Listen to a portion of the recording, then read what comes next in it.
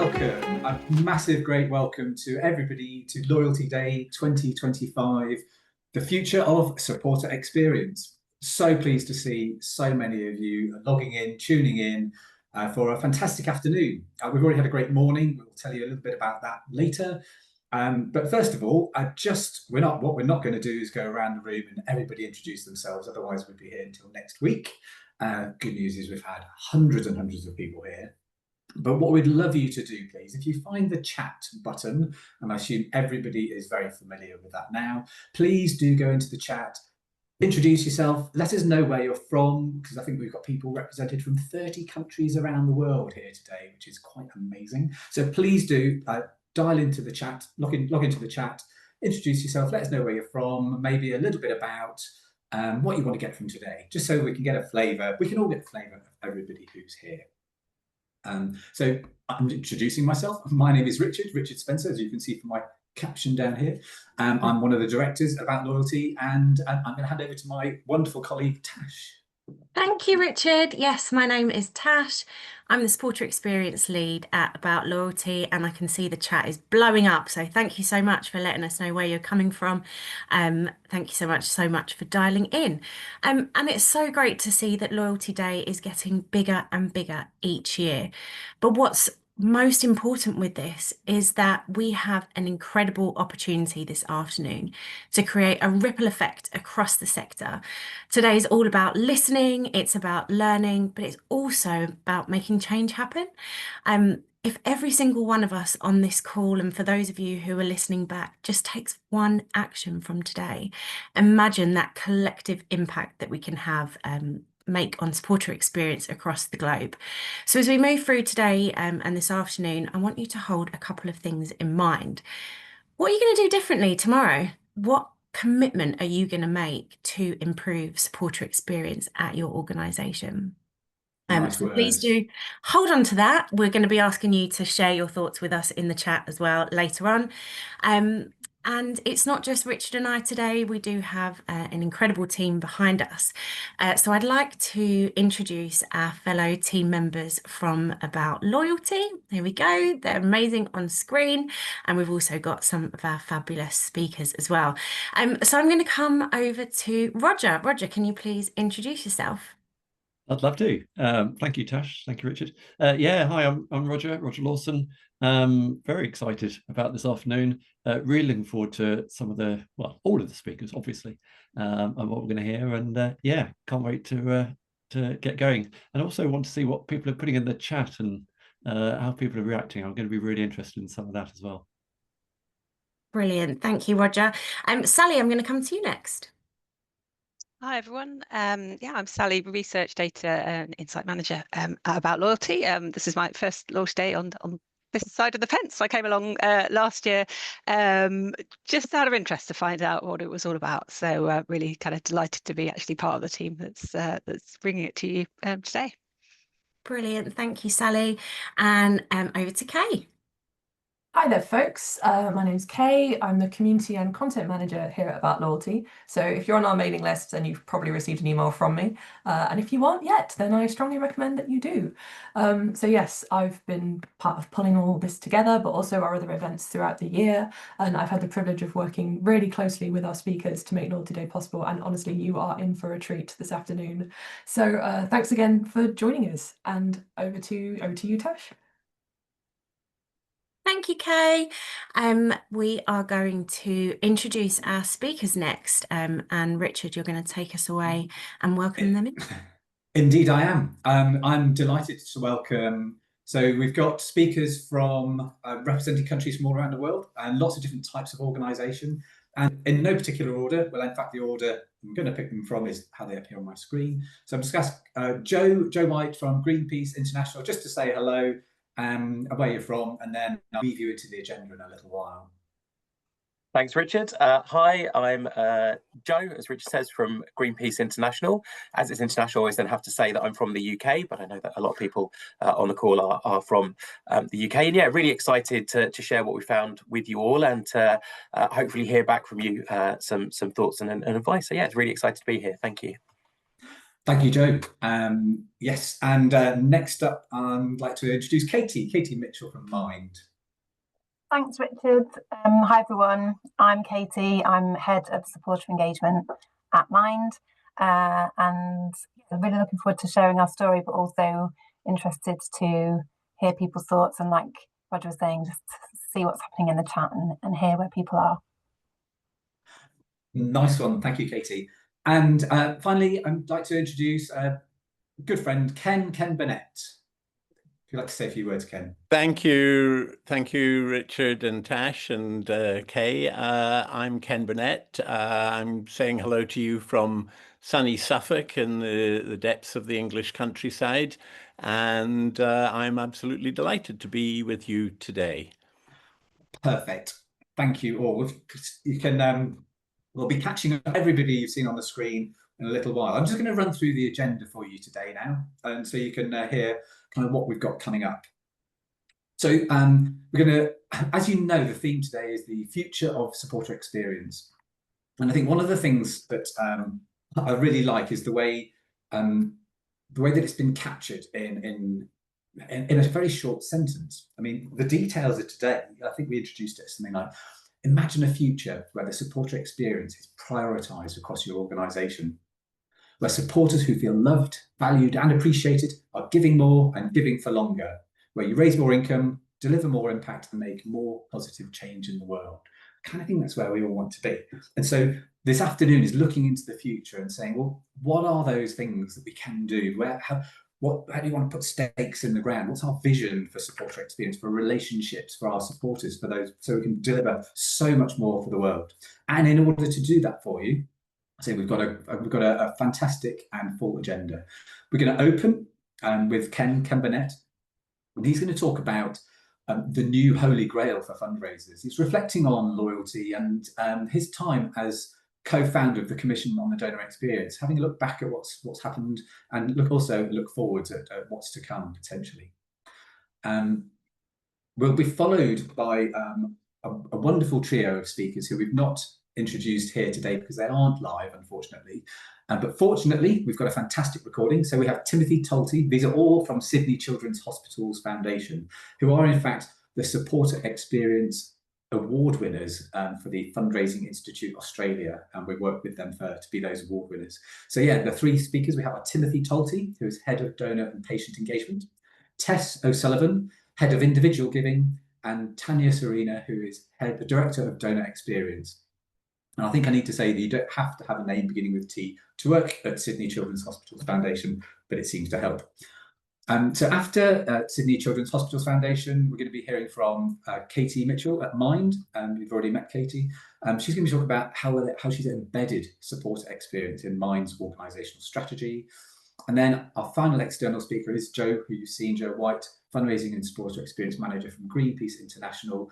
I love the title of his talk. It's The People Behind Our People Power, Understanding the Drivers of Engagement Across that Greenpeace network.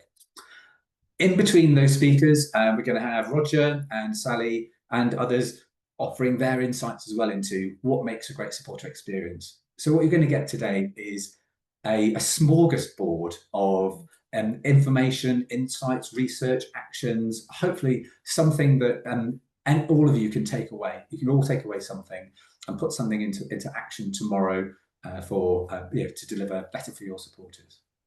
So there we go. A few housekeeping tips. I'm just going to hand over to Tash for some of the housekeeping for this afternoon. Thanks, Richard. So yes, this session is going to be recorded. So you'll receive a copy of the recording afterwards, so you can dive straight back in, revisit the nuggets that we're going to be sharing with you. And we're also going to be sharing with you a copy of our new report, The Supporter Experience, The Future of Fundraising. And yes, you've been using the chat, so please do continue to use it, get chatting with your fellow attendees, share ideas, share your light bulb moments, and we also have a Q&A available should you wish to ask us questions, and we invite questions, so please do get them flowing in the Q&A.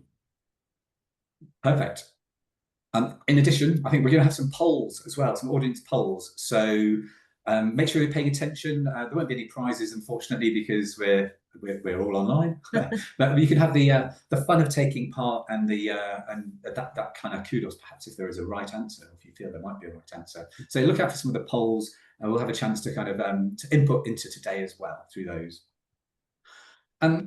Thank you, Tash. So I've already said that really the theme of today is the future of supporter experience, and you know we had a fantastic member workshop this morning with some of the charities that we work closest with, where we were asking the question: if we could look forwards 10 years, what would supporter experience look like?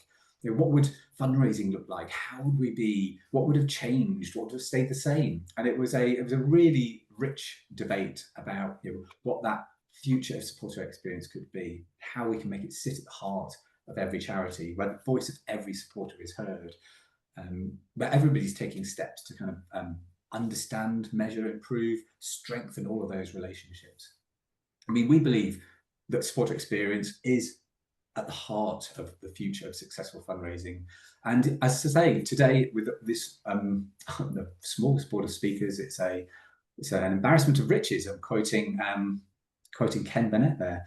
And yeah, so and with that, what a great segue. I am now going to hand over to Ken, who's going to talk to us for about 15-20 minutes on the new Holy Grail for fundraisers. He's going to reflect on his time with the Commission, and what some of the lessons that we've learned since, and maybe where we could be going next. So without further ado, I'm delighted to give the microphone over to Ken. If you can come to the stage, and a big round of applause, please, for Ken Burnett. Thank you very much, Ken. Thank you, Richard. What a great introduction, and hello, everyone. It's really wonderful for me to be part of this event. I consider it a great privilege to be here, and thank you all for coming. And thank you About Loyalty for creating this event. It's important because I think in future, from now on, fundraising really will be all about loyalty. And in fact, loyalty, I believe, is fundraising's holy grail. It is the one big thing that will help fundraisers everywhere to achieve their full potential if they can recruit, develop, and build loyal donors. Now, I guess that because you're here today, you get it. But one of the points I was trying to make this morning was that those who do get it, and there are an increasing number of them, and it's fantastic to see so many people joining this event today, but we're still in the minority. But because you're here, because you get it, that's a great place for me to start. So I just want to reference one of my heroes, which is the comedian Basil Fawlty plays the character, John Cleese plays the character of Basil Fawlty in the brilliant TV series Fawlty Towers. And one thing that I learned from that series was the significance of the bleeding obvious. That's something that everyone should know off by heart. And I quote this statement of the bleeding obvious in the headline of my contribution to the report that Richard just mentioned, that About Loyalty has prepared for this event, Supporter Experience, the Future of Fundraising. And the piece of the bleeding obvious that I want to quote for you is, if giving is a good experience, donors will do more of it. If it isn't, they'll soon stop. Now, this is so important. I hope you'll forgive my low technology here, but as I said, I am in Suffolk in England, and we don't have much new technology here. But this is such an important statement that I want to stress this for you. It is a statement of what every fundraiser should know. It is the bleeding obvious, but how I wish that fundraisers the world over really got this, because we tend to talk more about focusing on the money as a fundraising sector. It's what fundraising, the word itself implies, that it's all about money, when really what we need to be is focusing on the people who are sending it. So the quote, if giving is a good experience, donors will do more of it. If it isn't, they'll soon stop. That came out of the Commission on the Donor Experience as part of the 6 Ps document, which was produced to be a blueprint for the future of fundraising. And it really was nothing new. Most serious-minded fundraising practitioners had been advocating for and pursuing a donor-based approach for decades. Yet the amazing thing was that 10 short years ago, in Britain, in the UK, which was one of the most developed fundraising markets in the world, we were in the midst of what came to be known as the Olive Cook crisis. And that simple, self-evident truth seemed to have been largely forgotten. Now, the 6 Ps was produced as a summary of the work of up to 2,000 volunteers who stepped up to define and defend fundraising best practice during what was 2 years of sustained media attacks on fundraising in the UK.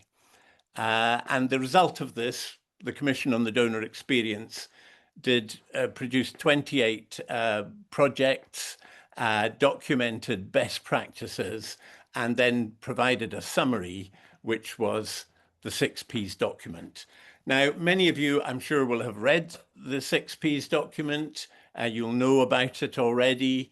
But if not, please do get to know it. It's free to download on sophie.org. And in fact, all the 28 detailed reports into the major areas of fundraising are also available free on Sophie.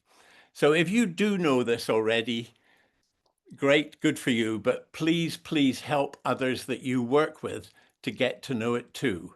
You can, as I say, you can download all of the Commission's work from the Showcase of Fundraising Innovation and Inspiration, sophie.org.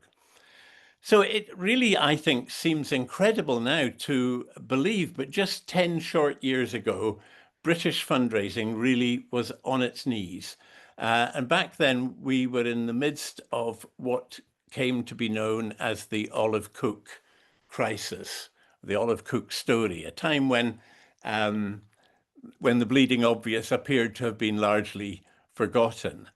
But I'm sure if you already know this, you will already know what really matters to the future success of our sector in the UK and around the world. And one thing I'm sure we all already know, all of us, is what our donors really want. And donors all want to see change. Nobody ever gives us money for things to stay the same. They want the world to be a better place in small ways and large ways. And we are the gateway to that for them. They see something wrong. They want some role, some agency for them in putting it right. And we help them to see that and to enjoy it and to relish it. They want personally to make a difference. That, I think, is the biggest thing for donors. They want to make a real difference. And of course, they want to enjoy the experience of doing it, to feel that as a result of their giving, they've done something that's nice, that's worthwhile, that's valuable, and even life-changing in some instances. In return for this, we know, because donors tell us, we know that they don't want much in return, but they like it if their generosity is acknowledged. They do want to be treated well, and they love it if they can get a sense of belonging, of achievement, of fulfillment, if giving gives them a sense of purpose, that they've done something worthwhile. And they're thrilled if we can show them that giving can be good for them too. And it can. This is one of the most amazing things that I have discovered in recent years. And there's such a lot of information about it. And there's a lot of work going on around the world, mainly in academic centers, looking at how being a donor, generosity, is good for well-being. It's good for mental and physical health. And really, it should be part of a fulfilled and rounded life. And we are, in our sector, we don't make nearly enough of this. And of course, donors want to trust us and they want to have confidence in us. And that means they don't want to be pressurized or hassled by us. What kind of a friend is always asking me for money? Mostly, they just want to see bad things change and good things take their place. And we are the catalysts of that change, we fundraisers. We're the gateway to that change for them. So what donors want and how we can deliver it is actually a universal truth, and it's an irresistible meme. It's one of the world's most positive and powerful stories. And it's a fantastic thing for us to be able to deliver to the world. Yet, too often, donors don't feel that they're well treated by fundraisers. And in 2015 in the UK, they told us massively in their tens of thousands that they don't automatically feel well treated and respected when they're contacted by fundraisers. Because to them, it can so easily seem we fundraisers are only interested in getting more and more money out of them in any way that we can. And I gave two examples recently that happened to me to show that this is still too common in fundraising today. So 10 short years ago in my country, the media attacks on fundraising's bad practice went on and on and on for 2 whole years. It was really fundraising's worst time. I think that things are much better now, but I still think we've got some way to go. We've learned a lot. There's a lot of great things going on, and this event, I think, is one shining example. But there are still huge risks and huge gaps, and I believe a massive leadership deficit in our sector. So there's still important work to be done. We all know what we as fundraisers want.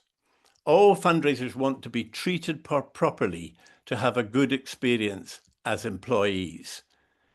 We want inspiration. We want good visionary leaderships, and we want strong, clear, well thought through culture in our organization that will bring out the very best in us. We want to see impact, and we want for our job to make a difference too, because as we make a difference, we want to help other people to make their difference.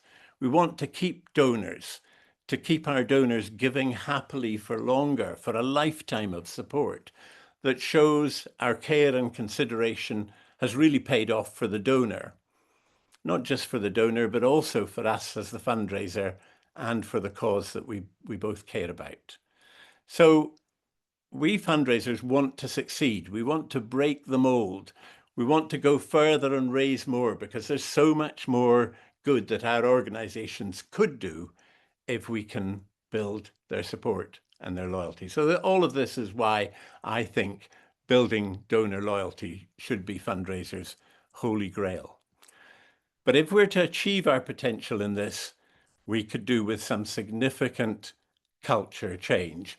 Now, I'm going to do something which is really probably unforgivable, but I'm going to do it anyway. I recently published a fully revised 3rd edition of my best-known book, Relationship Fundraising. So please forgive me for this blatant plug, but there is a reason for it. My hope for this new edition, which comes 32 years after the first edition, was not just to bring it slap bang up to date and to make it relevant for 2025. I felt that there were and are a whole range of new critical issues that fundraisers need to take significant account of. Some really big things have changed, and it's important that we know about them and that we make the most of them. So I added 15 new appendices. The book's, it's a big book, and lots of people say to me, well, you know, fundraisers have such a short attention span. I don't believe that, and frankly, I'm not writing for people who have a 15-second attention span. I think there's a lot that we need to know, and actually learning it is crucial for fundraisers going forward if we are to look back at Loyalty Day in 2035 and see that we have achieved our full potential. So this book now contains a detailed explanation of how British fundraising lost its way during the Olive Cook tragedy. And it shows how the donor-based approach should be working, and how when it's right, it works brilliantly for both the donor and the fundraiser and the cause. So there are some other critical issues that I see that I have put into this updating of what is widely regarded as a major text in the industry. I wanted to underscore the primacy of delivering an exemplary donor experience, and to make the case for developing the kind of transformational storytelling skills that fundraisers need, so that we could build the Holy Grail donor loyalty, which will lead to donors staying for longer and ultimately leaving more in legacies and bequests and major gifts. So I think there are a number of other things that target setting by fundraisers should be donor friendly and donor centered. And that this concept that giving is good for donors and good for their health and well-being, that needs to be celebrated and understood. And lots of other areas too, like the power of words, like the need for investment in fundraising, like developing a distinctive organizational culture, because our organizations all focus on strategy, which is about what we want, rather than projecting necessarily the right culture, which is what we believe and who we are, and the character of us as an organization to support. And I wanted to focus also more on the critical need for retaining and developing fundraisers. So one thing that the Commission on the Donor Experience developed was the concept of creating a new covenant with donors. And that is spelt out in the 6 Ps document as a basic step towards the real dream of building a new era of responsible fundraising that not only fundraisers would know about and talk about at conferences like this, but that donors would recognize, and so they would have a more positive and distinctively different view of fundraising from the one that they have mostly today. So there's a lot that needs saying about the donor experience, but we know that delivering it, we know what works. So my purpose in this was to show that we fundraisers have got so much going for us. This now should be a golden age for fundraisers. Yet as it's currently structured and conducted, we are underachieving because we lose so many new donors. First-time givers the majority of them don't stay. In some areas, as much as 80% of first-time givers don't stay. Even multiple donors, they tend not to stay long enough. And the cost of replacing donors is crippling our sector and limiting our achievements.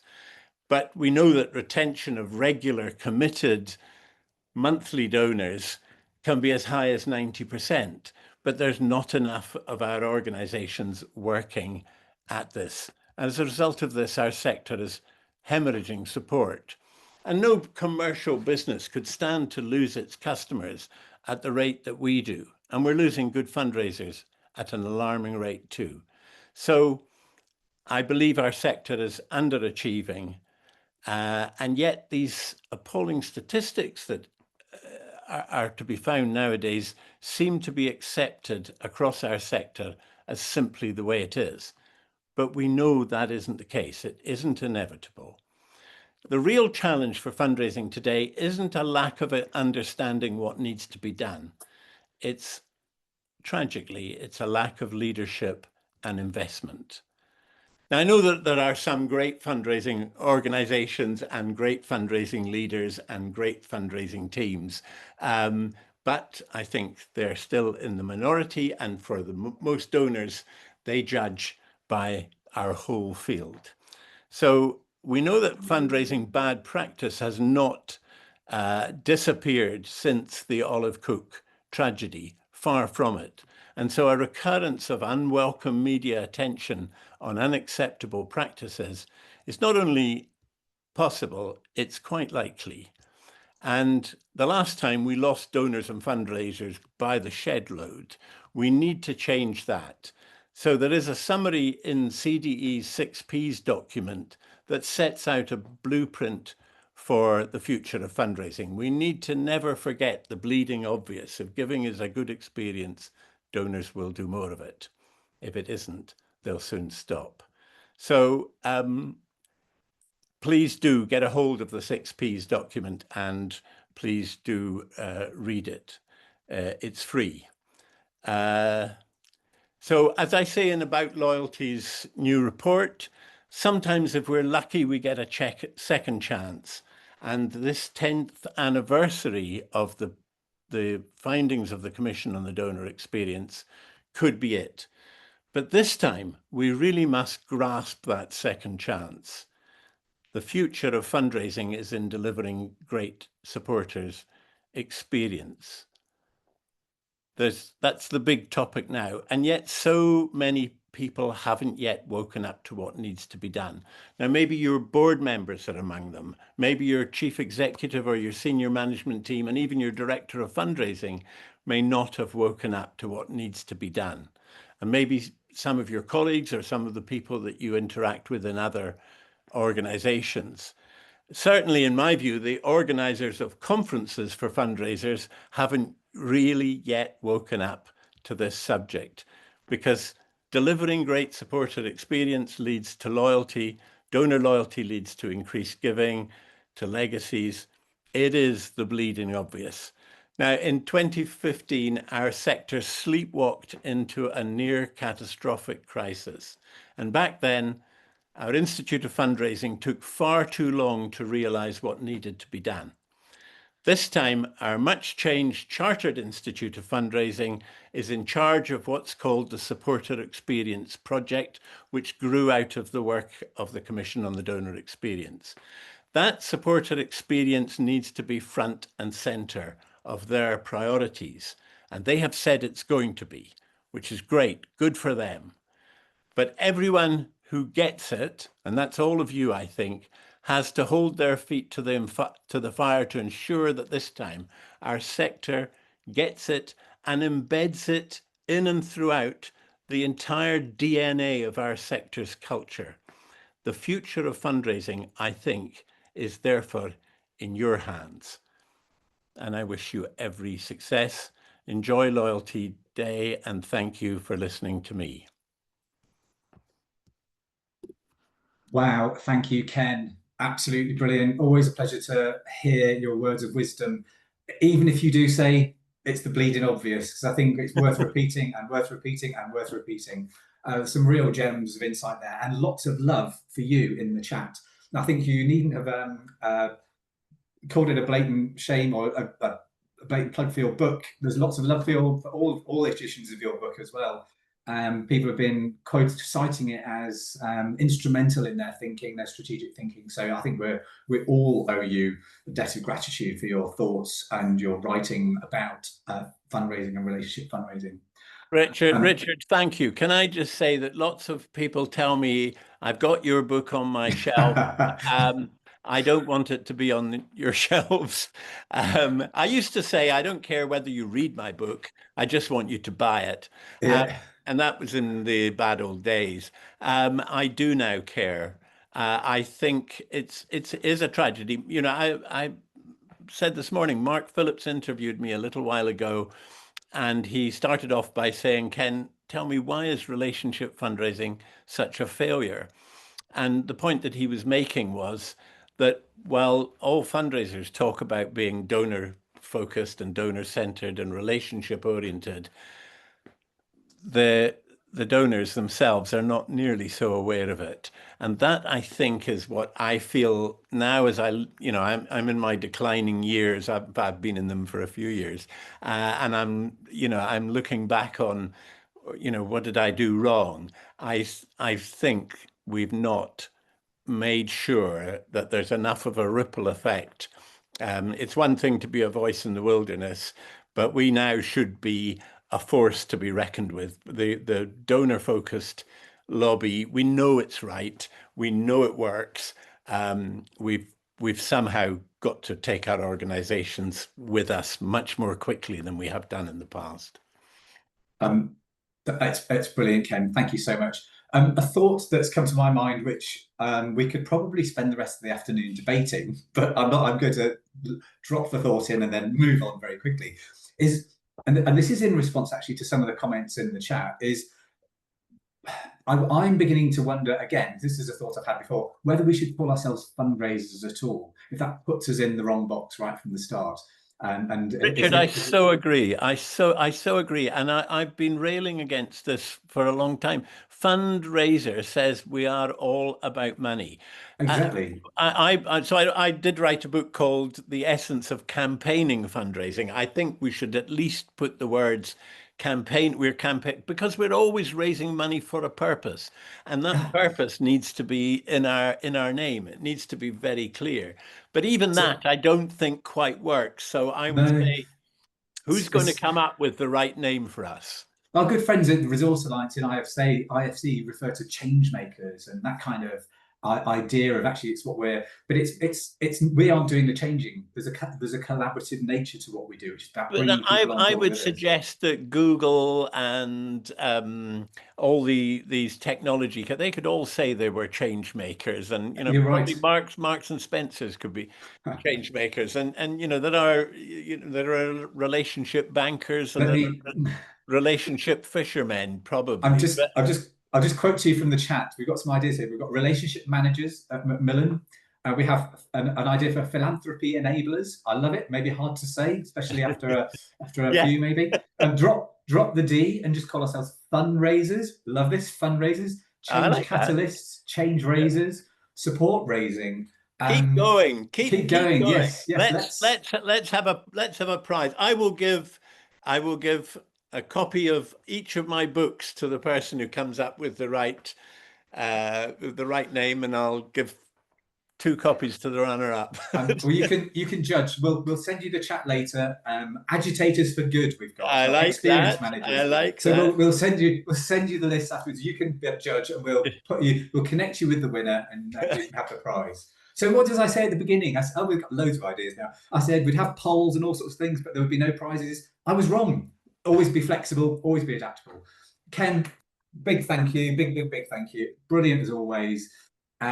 Supporter. Oh, love it. Anyway, I'm now going to bring Tash back on, please, and you can tell us to shut up and get us to move on with the agenda. Never. I wish I could say carry on chatting because it's really, really insightful. So thank you so much, Ken and Richard. I'm loving all the chat in the chat. Just a message to everyone: if you you have some options here where you can change who your message is going to. So please do change it to everybody so that everybody can see your thoughts, and if you want to send stuff directly to the hosts and panelists, you can do that too. So I have the very privileged job of introducing our next speaker. Our next speaker is our very own Roger. Roger's going to be sharing what loyalty means to him. I've of course seen this, and I always love hearing Roger talk about this topic. And spoiler alert, if you've ever seen one of Roger's presentations before, it always includes a heart, and I'm sure every presentation after today will always include a heart as well. So over to you, Roger. Thank you very much. And yeah, thank you, Ken, for a real call to action there for all of us to take on board. I'm completely taken aback by today.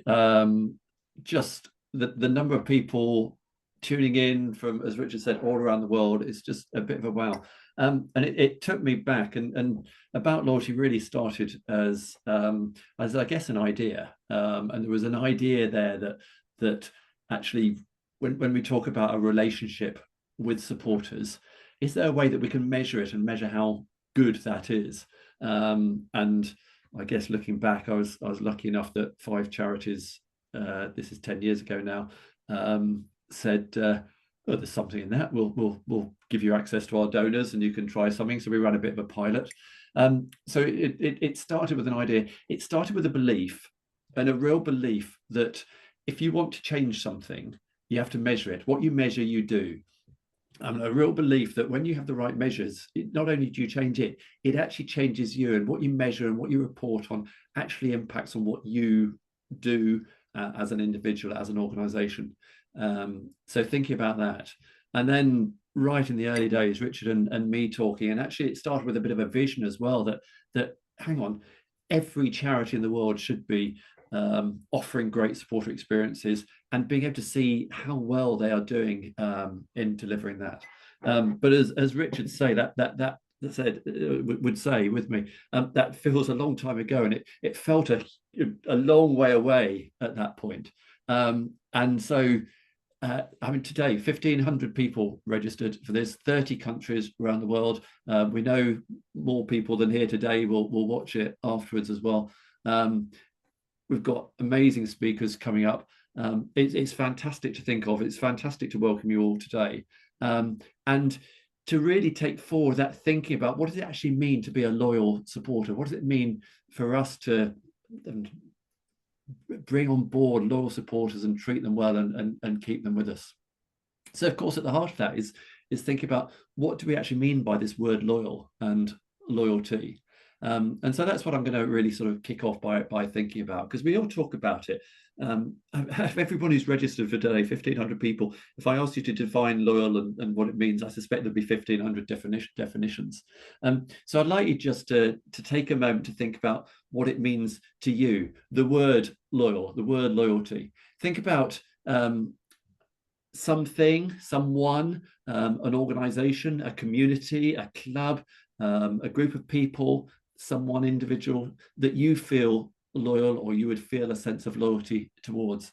And I'd just like you to ask the sort of the questions around that, or just think about that. And when I use the word loyal and loyalty, what does it mean to you? But what does it mean when you feel loyal? What causes, what has led you to that point where you actually feel that sense of loyalty to as I say, the person, the community, whoever it is. And then kind of how does that change you and what you do as a person? No. So just have a little think about that and what's important in your life. I'm going to talk about something while you're doing that that I feel a tremendous sense of loyalty to, and something that I absolutely can't change. It's something that dates back to Boxing Day in 1973, when my dad took me to my first ever Reading match, football. And back in the day, we went, father and son, to football. How very stereotypical that is, but that's what it was. 50 years on, I'm taking my children, I apologize to them, having indoctrinated them as well. We'd pick up my dad on the way, and we'd go as a family, and we're still going and watching when we can. It's part of who I am. It's part of us as a family. It's a community I feel part of. I feel pride in being part of that community. There's a set of values associated with the club that's not always, that the club has not always stayed true to those values. I'll be honest, the last few years have been absolutely horrendous. But there's absolutely shared goals, that the goals of the club and my goals, they absolutely meet in the middle. We want I want Reading to be successful. It's very much about how I feel. Yes, it does. My behaviours follow off the back of it. I go to matches. I'm sitting here with a Reading football mug. I could have chosen to wear my kit and my scarf and my hat and everything like that, but there's only so far. Really, I'll go when it's in front of 1,500 people. But the point being, it's loyalty is a highly emotional, irrational thing. It's absolutely about, and the questions I asked are very deliberately phrased like that. What caused you to feel loyalty? When you feel loyalty, and they're very definitely ordered that. But that loyalty is what you feel, and then it leads to what your behaviours are. And I think, following on from Ken's perspective, too often we focus on the behaviour, we focus on the activity, we focus on I don't know. What the next appeal is and what channel it's going in, and huge amounts of detail on the response coupon or the flow of the web page and things like that, and the experience. And of course they're all important, but I think we do that at the cost sometimes of thinking, actually, long term, how is what I'm doing today making someone feel about us and about us as a charity? Tash promised this, the heart, and if you take one thing in your mind away from what I'm talking about here, please just take this image away. Just a reminder that when we talk about supporters, and we in our everyday, we can think about spreadsheets and response rates and retention rates and things like that, but actually what we're talking about is people. And more than that, we're talking about people who care, who have and when we talk about a support experience, a deeply emotional and an entirely personal relationship with us, from the charity and from the supporters to you, and both ways in there. We use this phrase, and it's a great phrase, supporter experience, because what it means is we're talking about supporters and we're talking about their experience. But the more you use it and the more you put capital letters on it, the more it can become a bit of jargon, and we lose track of actually what it really means, which is we have to remember what those individual words, supporter and experience, mean. And we have to remember that not only are we, when we communicate with people, of course, we want to achieve goals with each communication, but every single communication is an opportunity. It's an opportunity to create and develop a really powerful, emotive, engaging connection between our supporter and us as an organisation. And every communication, every brief you write should have that thought within it, not just how do I get the maximum short-term immediate response from this communication, but how do I do that in a way that really grows that emotional connection. So when I go to football, I have to say I like to sit in the singing bit, mainly because I like to sing, but I like enough people around me to be singing that no one else can hear me. And at football, we're singing, and I'll read the words out. I was thinking, do I actually sing this? And I thought, no, we'll lose everyone straight away. I'm Reading till I die. I'm Reading till I die. I know I am. I'm sure I am. I'm Reading till I die. Or you are my Reading, my only Reading. You bring me sunshine. You bring me happy when skies are grey. And we're Super Reading FC. We're by far the greatest team the world has ever seen, which, if I'm honest, is a little bit of an exaggeration, but hey, we Roger, Roger, hello. Have a request in the chat. Somebody saying, please sing. We don't want to miss out on the opportunity. Super Reading FC. The greatest team in football the world has ever seen. There you go. I've done it now. I've done it. Yeah. We actually now have a comment that says, please don't sing. So you're welcome to stop now, Roger.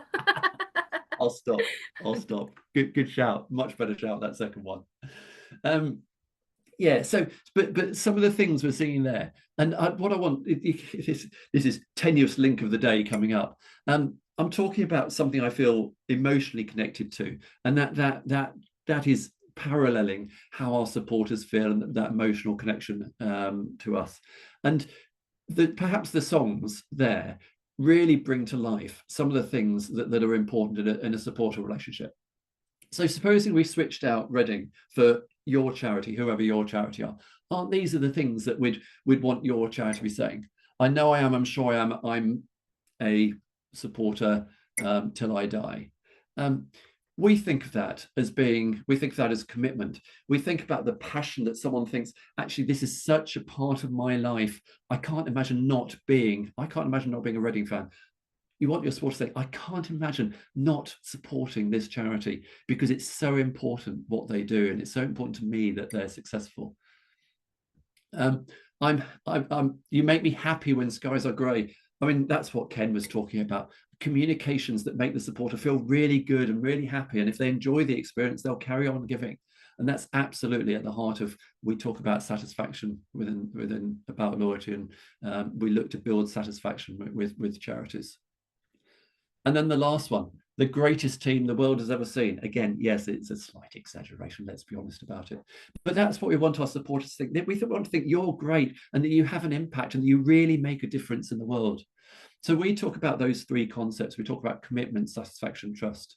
And I'm not going to go through the detail of the research, but as you grow commitment, as you grow satisfaction, as you grow trust, we've been able to measure that. We've been able to measure that now with over 500,000 supporters. We've been able to track giving with some of them over 3 years, actual giving, as we grow commitment, that love of what you do, and that it's really important. Satisfaction, that you make people feel good about giving, and trust that they really believe that through you, their donations are having an impact. We can see that growing that has an impact on repeat giving. It increases repeat giving, and we have a scale, I won't go into that now, but whereby we score loyalty for people from 1 to 7. Every 1 point people move up that scale, we see 15% increase in repeat giving or retention over 3 years. We see 20% more income from those people. Strip out everything else, of course, regular givers give more, are more likely to be retained than one-off donors, and age matters and things like that. Strip all of that out. A change in loyalty, a growth in that commitment, satisfaction, trust, a growth in the emotions that people feel to you. That's 20% more income over 3 years. And we also see 9% more gifts in wills, desire to leave a gift in will from those people as well. I'm not going to go into the research. Those of you who are quick with your phones, there's a QR code there. If you want to download the paper that's got all the research behind that, please feel free. It's available. It's freely available. But it's there to make the point that we talk about the growing a support experience and making people feel good because it's the right thing to do, and of course we should do it. And we're a bit fearful of bad publicity and things like that. But actually, your finance director should be as excited about this as you are, because it also raises more money. Giving people a good experience and raising money is not mutually exclusive. It's absolutely at the heart of raising long-term money. So you're going to hear lots of people talking today, and they're going to talk about what they're doing. So what we want to do is we just want to bring out some of the thoughts about what successful charities are doing. And they're absolutely listening to their supporters. They're learning from their supporters. They're putting supporters at the forefront of their planning. They're listening to what they like, what they don't like. They're identifying strengths and weaknesses. They're making changes, and really important, they're not just listening, they're doing off the back of it. They're changing, and then they're measuring to see if they create change as well. And that's within the remit, I would guess, of pretty much everyone in this organization. But it's not enough. The other thing that all the successful organizations we work with are doing are working internally to share, to change or to share their thinking, to share what matters, and to change the culture internally. They're sharing their goals, their vision, they're sharing their results, and they're making the case that they're emotionally engaging their colleagues about what really matters. But they're also rationally, as head and heart, they're making the case internally for real investment. And that doesn't always mean money. It can mean time and creativity and thinking and prioritization, to really put the supporters at the heart of what organizations do. So you're going to see this in action today from our different speakers. Look for some of the themes that we've talked about there, how they're emotionally engaging their supporters, how they're taking their colleagues on a journey with them. And I hope you all get, Tash said, I hope you all get something to take out from today. gosh, I hope you get lots. I hope you get at least something from every talk. And at the end of the day, just imagine how much change we'll see in the world if everybody here today takes one or two things away. Thank you. Thank you, Roger. I wasn't expecting some singing there, but that was very delightful. Nor was I. That was very brave. Well done. Thank you so much for sharing that. And I was thinking as you were talking and thinking about sort of the tips that people can take away from today. And I thought, what a great tip. So I wanted to kind of loop back to your first one of your first questions that you asked the audience, which was to get them to think about what they feel loyal to and how does that make you behave. And actually, when we're thinking about trying to embed supporter experience and shift the culture within organizations, actually what we can all do tomorrow is go and ask that question to our fellow colleagues. What does loyalty mean to you? To start embedding the understanding of what loyalty is. So yeah, great stuff. Thank you so much. We did promise an interactive audience poll, so we are going to do our very first one now, and we want to find out from you how strongly you agree with this following statement. And the statement is, supporter experience is a priority for every team in our organisation.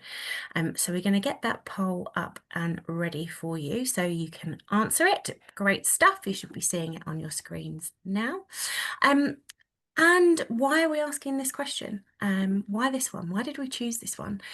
Well, we chose it because one of the key steps to improving supporter experience is about shifting that culture. It's putting supporter experience on the map within your organisation and getting more and more people on board and involved. And also getting people across your organisation to understand their role in providing great supporter experiences. Supporter experience doesn't just sit within one team as a silo. It's like that golden thread that can run through your organisation. But it doesn't happen overnight. And everybody on this call, no doubt, will be at different stages. And I just wanted to share just a little story about my own journey of embedding supporter experience within an organisation. I used to work at Diabetes UK, and at the beginning of my experience there in leading supporter experience, I was very enthusiastic. I wanted to get involved in the organisation's conference. I wanted to have, front and centre stage talking about supporter experience. So I put in a little bid. Here's what my section's going to be about. This is what we're going to do. And unfortunately, I got a no from HR. You'd probably tell I was very disappointed. But it gave me that sort of like bee in my bonnet to make that change. And a few years down the line, I'm really pleased to say that we did make that change. We were on the conference list. But actually, the way in which we did it was just trying to talk about supporter experience a little bit more across the organisation. And the person in HR who said no to me in the first round actually took part in our thankathon. Loved it so much. She was like, yes, I get it now. Of course, come on in. So whatever stage you're at, keep going, and we're here to support you. So with that little story concluded, like magic, the poll has closed, and I'm going to pass over to Richard, who's going to introduce the next speakers, and we'll reveal the results of the poll afterwards. Yes, indeed. I can't wait. I want to see the poll results. Let's see. Let's have a little Sorry. I love that story about Diabetes UK. Thanks, Tash. And I also love your job title there, the excellent customer experience manager. One of the best ever. So yeah, big thank you to Roger and Tash. And now I'm going to introduce our next speakers, who we welcome over from Australia. They aren't live, but they were live when they recorded it, as it were. So I've already told you who they are, but it's from Sydney Children's Hospitals Foundation. Their presentation is called Making Shift Happen: How Donor Retention and Loyalty Became Everyone's Business at Sydney Children's Hospitals Foundation. So really, really key in terms of the question we've just been asking you to think about. The three presenters as well, I will remind you: Tanya, Sarina, who's Director of Donor Experience; Tess O'Sullivan, Head of Individual Giving; and Timothy Tolte, Head of Donor and Patient Engagement. three great people, great friends of ours, and yeah, I'm going to hand over to them to pick up and present from now on. Hi, I'm Tanya Sarina, Director of Donor Experience at Sydney Children's Hospitals Foundation, and I'm joined today by Tess O'Sullivan, our Head of Individual Giving, and Timothy Tolte, Head of Donor and Patient Engagement.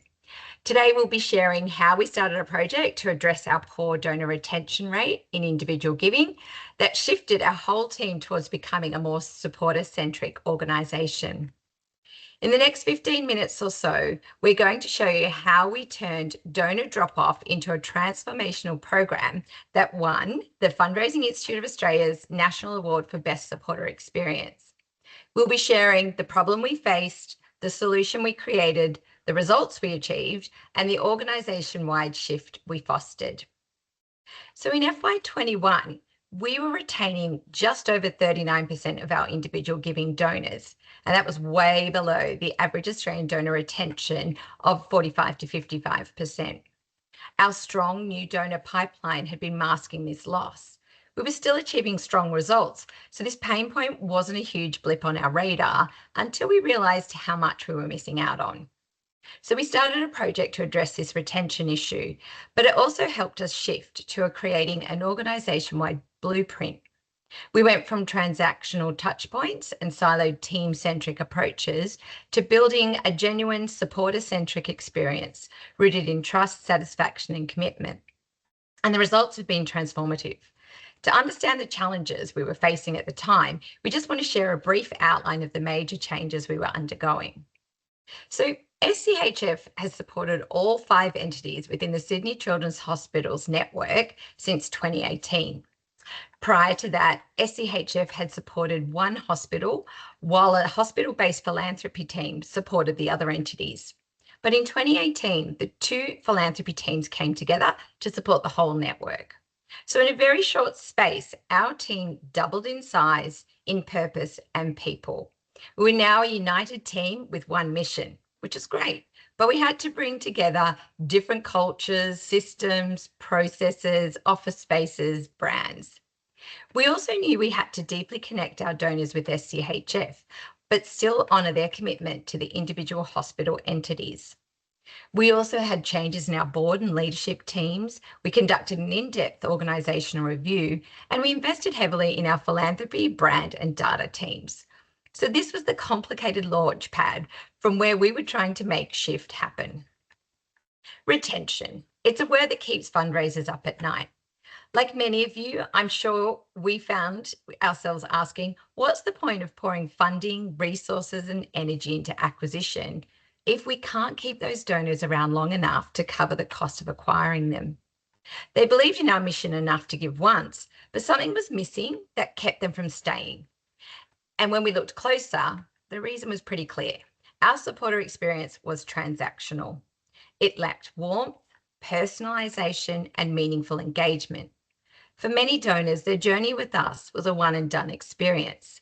They gave, they received a receipt, and then silence. If we wanted to turn donors into lifelong supporters, we needed to rethink everything. We needed to move from transactions to relationships, from thank you to we see you, from passive communication to genuine engagement. So we set our mission, our North Star, simply as create a donor experience that truly connected with our supporters. We wanted to ensure no donor was left behind. We developed 5 central phases of work to address the retention issue, from welcome journeys and engagement touchpoints, understanding and segmenting our donors in a more meaningful way, pipeline and donor moves, and optimizing analytics and insights. I won't go into these in detail, but we do want to highlight that while this looks like a nice, ordered way to tackle the problem, the reality is we found progress was definitely not linear. Instead, it required ongoing feedback loops, adaptive planning, and iterative implementation or improvements. Ultimately, this wasn't just about improving retention numbers. It was about redefining how we show up for our donors, making sure that when someone gives to us, they feel part of something bigger. Once we identified the problem and mapped out the strategy, it was time to get to work. So our first step was making sure that from the moment a donor gave, they felt like they belonged. So to do that, we designed an automated welcome journey that introduced donors to our mission, showed them their impact, and kept them engaged. And at the heart of this journey is one key goal, encouraging that all-important second gift from new cash donors. And to do that, we introduced a quiz placed right at the start of the journey. So the quiz was designed to help us understand what kind of supporter we were speaking to. Were they driven by self-identity, the kind of person who gives because it aligns on who they are or who they feel that they are, or were they motivated by the identity of the beneficiary, so wanting to help sick kids or fund pioneering research, or perhaps a bit of both? Based on their responses, donors were segmented into 3 groups: self-biased, other-biased, or a mixture of both. And from there, they were sent personalized impact communications, crafted to align with their underlying motivations. These ranged from emotive storytelling to data-driven infographics, catering to different content preferences and reading styles. If a donor made a second gift during that welcome period, we fast-tracked them. So what that meant was that 2 things happened. So number 1, they were excluded from the trust nudge because they'd already shown us trust by giving us a second gift, and they were flagged for a personal call or email just to say thank you, no ask. And because we didn't want to rely solely on automation, we were still maturing in our tech setup, we brought in extra hands to help. A temporary resource was engaged to make thank you calls and outbound engagement calls. And those calls revealed something quite important, which was donors were giving because they had a personal connection to the hospital or they were supporting a friend's fundraiser. This helped identify another pain point for us. If a donor thinks that they gave to their friend rather than to us, they're far less likely to stay engaged. And that's why these early touch points were so critical. We really needed to reframe their giving experience to remind them that their generosity wasn't just about supporting their friend or their fundraiser, but about changing lives. So we shared this with our community giving team who run the peer-to-peer fundraising events. And now those donors receive a tailored welcome journey to engage them with SCHF. The strategy behind it is simply to reference the person that they supported, their friend, family member, or the group that they donated to, and then invite them to stay connected, introducing ways that donors can continue to support us and encouraging them to register their interest to do the same. And then we turned our attention to a make or break moment in a donor journey, their third gift. And we did that really because research shows that a third donation is the single most important gift a donor will ever make. It's the moment they either commit for the long haul or disappear forever. So we made that moment special. We introduced an opt-in thank you gift, which was a really small but also thoughtful gesture that allowed donors to choose between a magnet, a notepad, or a pen, all branded with a message of gratitude. It's simple, but it worked because when donors feel valued, they do stay on. And once we had a strong welcome journey, we focused on creating a sustainable, thriving pipeline. We did this because we understood that the right donor movement was crucial for retaining donors and building loyalty. We asked ourselves, how can we create a pipeline that doesn't just sustain itself, but also thrives? First, we focused on planned giving or gifts and wills because of the huge opportunity of the intergenerational transfer of wealth. Over the next 20 years, $5.4 trillion will shift from the silent generation and baby boomers to younger generations in Australia, the largest wealth transfer in our history. In the UK, the value of legacy giving is forecast to exceed £10 billion by 2050, and similar forecasts are being made worldwide. We figured out that if it was 1% of our individual giving donors to leave a gift in their will, we could secure over $100 million in future income for sick kids. So we embedded gift and will messaging into our donor journeys, weaving it into our biggest appeals, Christmas, tax, included in all newsletters, and even in our telemarketing campaigns. We worked with our planned giving teams to redesign their welcome journey and materials and introduce automated processes and standard approaches for their gifts and wills inquiries. We made it easy and we made it compelling for donors to take the next step and consider a legacy gift. And it did work. Our first individual giving campaign with a real focus on translating into gifts and wills got 103 new gifts and wills inquirers with an estimated value of $800,000, which is equivalent to about £390. And of course, we also had to think about our mid-level and major donors. There's always the temptation for individual giving to hold on to those $10,000 donors, as we all have revenue targets to meet. But someone who gives $10,000 is probably capable of giving a lot more, and we knew that. So instead of hoarding these donors, we built a mid-level giving strategy designed to identify, nurture, and transition them into the major donor team. So what we did was just tier them really into 3 simple groups. Tier 1 was future major donors, the top 10% of our mid-value segment with a strong propensity to upgrade. Tier 2 was the core mid-value donors, our steady, loyal givers who needed to feel seen, valued, and connected. And Tier 3, our future mid-level donors, high cash value donors who were on the edge of upgrading. And for the first time, we weren't working in silos, we were actually building a pipeline together. For this session today, we've reduced a lot of the detail around key aspects of the project. These includes aspects like our data and CRM project, our lack of experience and knowledge in building a seamless automated donor journey, platform migrations, the tactics around re-engaging lapsed and mid-level donors, and our emerging donor connected framework project, and much, much more. These elements were and continue to be important pieces in the puzzle to make sure no donor is left behind and that every donor feels like they matter. And if you have questions about any of these particular aspects of our project, please share that with About Loyalty and we'll respond to them shortly after today's session. But for today's presentation, we'll focus on our results of our individual giving project. So after kicking this project off in response to what we saw in our FY21 data, navigating the hurdles, ironing out the kinks, and slowly building something we could be proud of, by FY24, we started to see the results. Some of which are highlighted on the screen, and all of which are indicating a greater commitment of our donors to SCHF with increasing donor sizes.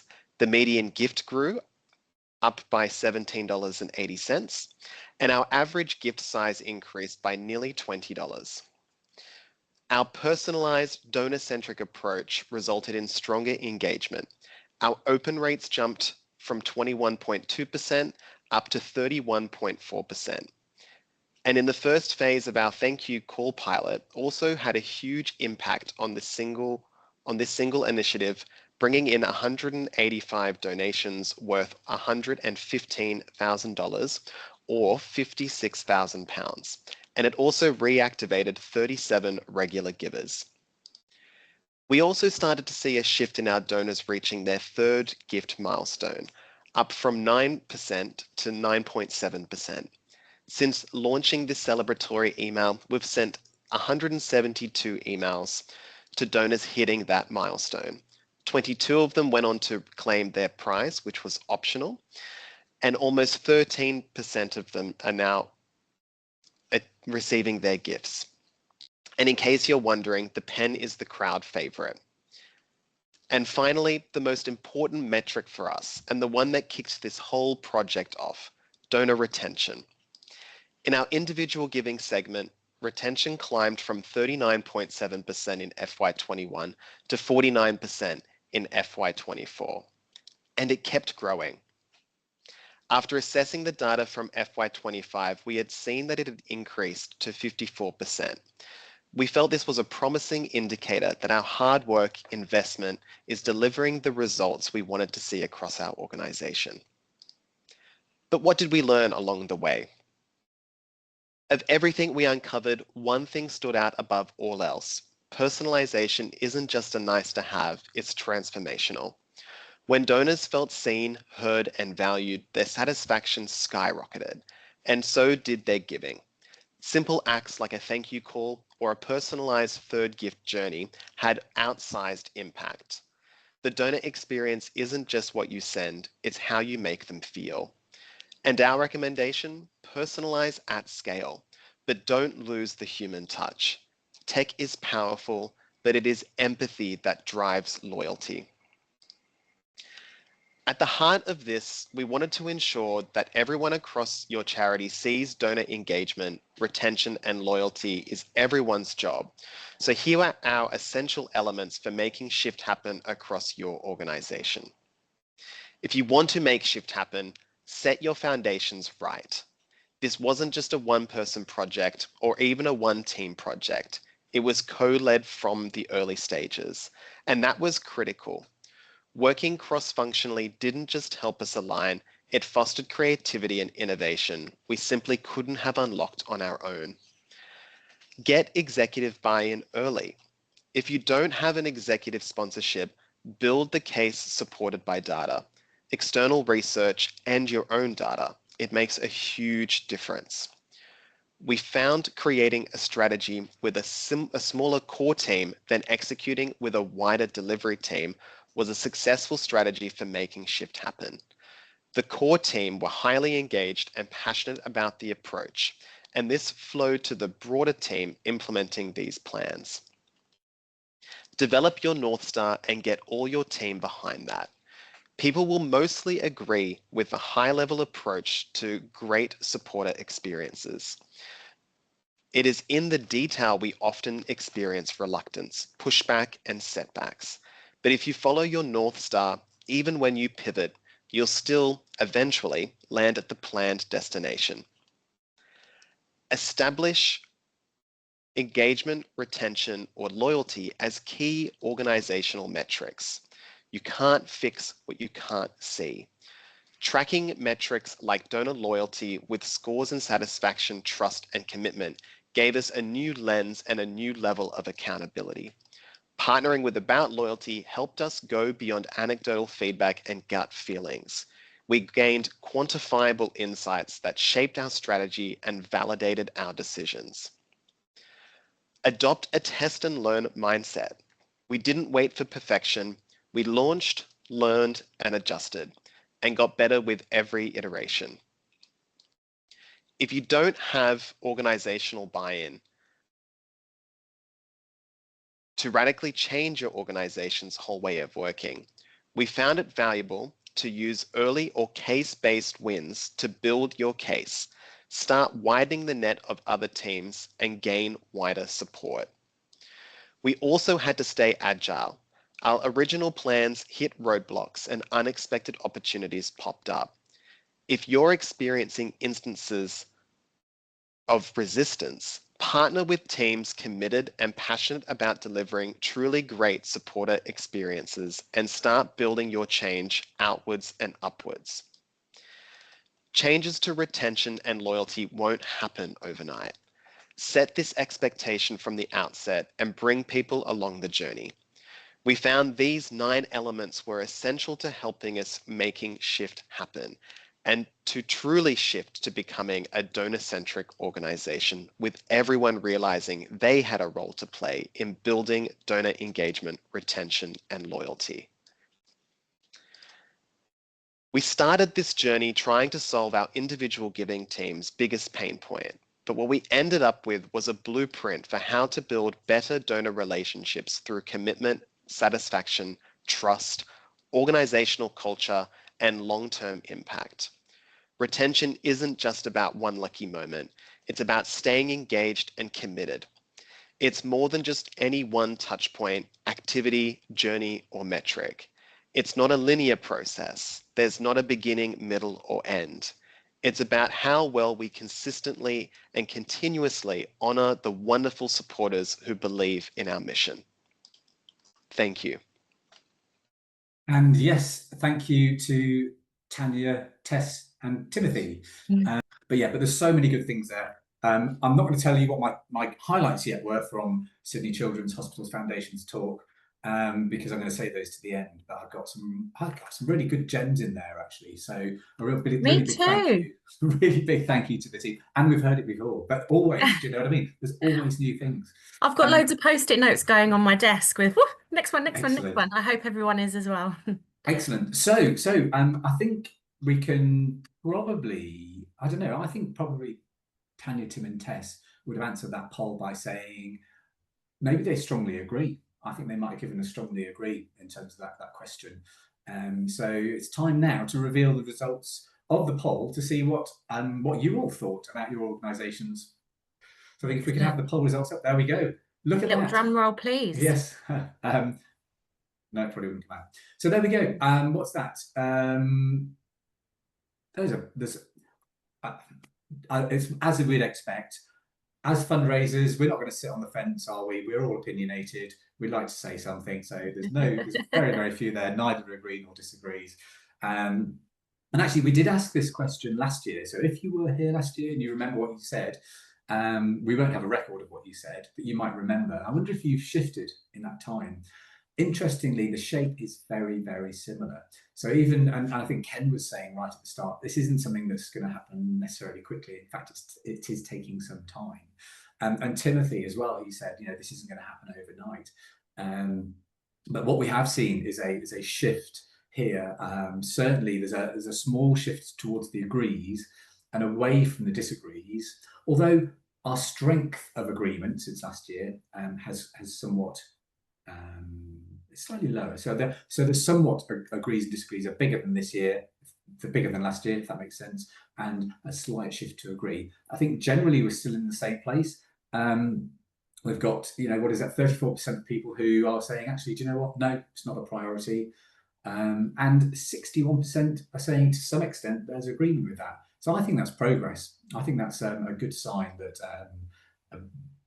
actually we are all moving in the right direction. But there's a big caveat here. All you lot here, the 1,500 or so people who've registered for today, you're self-selecting audience, aren't you? You already get this. You are the people who are most likely to agree. So I think if we were to ask this question of everybody who wasn't here today or who's not here today, I suspect we'd get a very, very different answer. But thank you all for participating in the poll. Thank you again for Sydney Children's Hospital Foundation. And I think I'll hand over to Tash now. Yes, so we are going to introduce Sally from About Loyalty to come on stage and share some really interesting and juicy insights. So take it away, Sally. Lovely. Thanks, Tash and Richard. And yeah, it's brilliant to be sort of following on from that fantastic presentation by Sydney Children's Hospital Foundation, because we'll see so much of what they say about how they change their welcome journeys and so on is there in the data that we have. So I've been looking at the data from sort of 50 or so charities that are part of our Chase Index, where we've done benchmarking and seeing what it tells us about welcome, in particular about those early parts of the journey. So I'm just going to pop up my slide on the screen there. And yeah, take us for a little bit of a tour through, what does our data tell us are the things that matter most with engaging your supporters from the beginning and ensuring that they stick around for the journey. So a couple of stats before we go into our own data, actually a bit of data from elsewhere. More than half of expenditure on individual giving goes on recruiting new donors. This is a recent stat from, I think, September 2025 for a study from the CIOF. But of all the people that make that first gift, only 31% of new donors make a second gift. Or Ken said earlier, in some cases that's as low as sort of about 20% that continue giving, sort of losing 80% of donors after your first gift. So with all the sort of the money and effort and energy that goes into recruitment, to see kind of such a sort of low numbers continuing on their journey, it feels like a real challenge to be grasped. And so yeah, we're going to look at the things that make a difference. And I'm not sort of going to be talking about kind of tools and tactics and all of those kind of things. That's stuff that's been shared brilliantly by SCHF, but actually what we're going to talk about is what matters in terms of the kind of human feelings and the experiences, however you kind of achieve them. What are the things that actually matter most in terms of how you make people feel, and therefore what helps them to stay connected. So first insight, probably isn't really a great surprise. Loyalty grows over time. This charts up our loyalty scores from supporters that we've surveyed over the years. It is probably no great surprise at all that those right at the beginning of the journey have lower loyalty than those who've been with you for sort of 10 years plus. But actually, what is interesting is it's that first year of giving that we see the greatest increase in the loyalty score. That grows. In here, it says at most in the first 6 months. It's probably less than that. We just happen to be looking at the data broken up by 0 to 6 months and 6 to 12 months. But actually, it's those first moments, that first gift, that first interaction that makes a difference to how people feel about you. It's the difference between a kind of a thank you letter that doesn't quite get it right. And Ken this morning shared some great examples of that first moment where it just didn't understand the supporter and it landed all wrong, versus where it's done really well and really makes a difference. And this change we see here, there's a mix of people in here. The difference in scores are some of that is going to be growing those feelings of connection and loyalty, but a lot of it is going to be the difference between people who stay and those who go, that sort of 2/3 who maybe haven't had a great experience and decide not to stick around. And kind of what we see is across tenure, actually all of those drivers, all of those feelings, trust, satisfaction and commitment that matter, they all grow over time. They grow at different rates, and there's probably a whole host of other talks and things that we could do just based on this chart alone, but we're focused on that first year. And what we see is that, yeah, they all grow over time, but it's commitment and satisfaction that increase the most. So we'll spend a little bit of time digging a bit more into those. Trust, though, before we go in a bit deeper on those others, supporters already come with a high level of trust. It's a kind of it's a precondition to people giving. Why are they going to give you money if they don't trust you? So they come in with a high level of trust. It grows a little bit, but that's not the thing that seems to shift the most within that first year. People also come in with quite a high level of commitment. It does grow in that first year, and we'll see why. But also, they give because they care. They give because they believe in the difference that you're making. They feel inspired in some way to give money to you to make a change in the world. But actually what we see is the thing that makes the real biggest difference in that first year is satisfaction. And also the thing to note about this is it grows a lot in this first year, and then it doesn't change a lot over time. It says to us, there's an awful lot that happens in those early stages that reinforce the impression of you, of how you make people feel. And once that's locked in, that's kind of the impression that people have, and that's what stays with them, and that's what makes the difference. And so, yeah, digging in a little bit deeper, and there's so much we could say all about this, but I don't have a lot of time to do so. We measure 3 things within commitment. We measure whether people care passionately about your work. We measure whether they care passionately about your goal, and we measure how committed they feel to a relationship with you.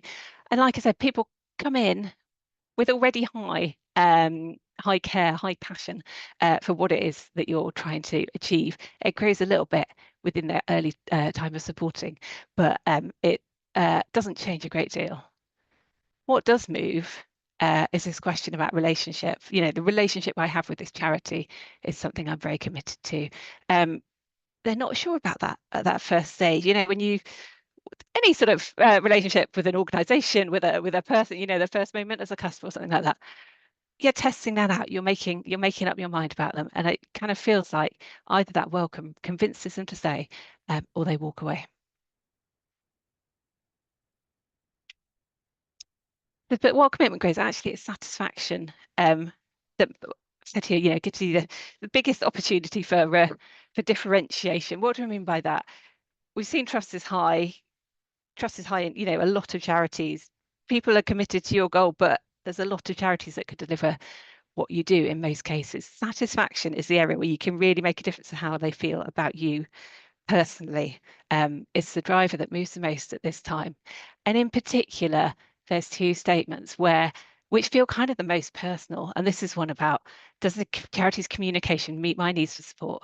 And do you feel, or does the supporter feel that they're understood, to understand why they offer the support? So, you know, are you understanding them? Are you reflecting back to them and how you communicate?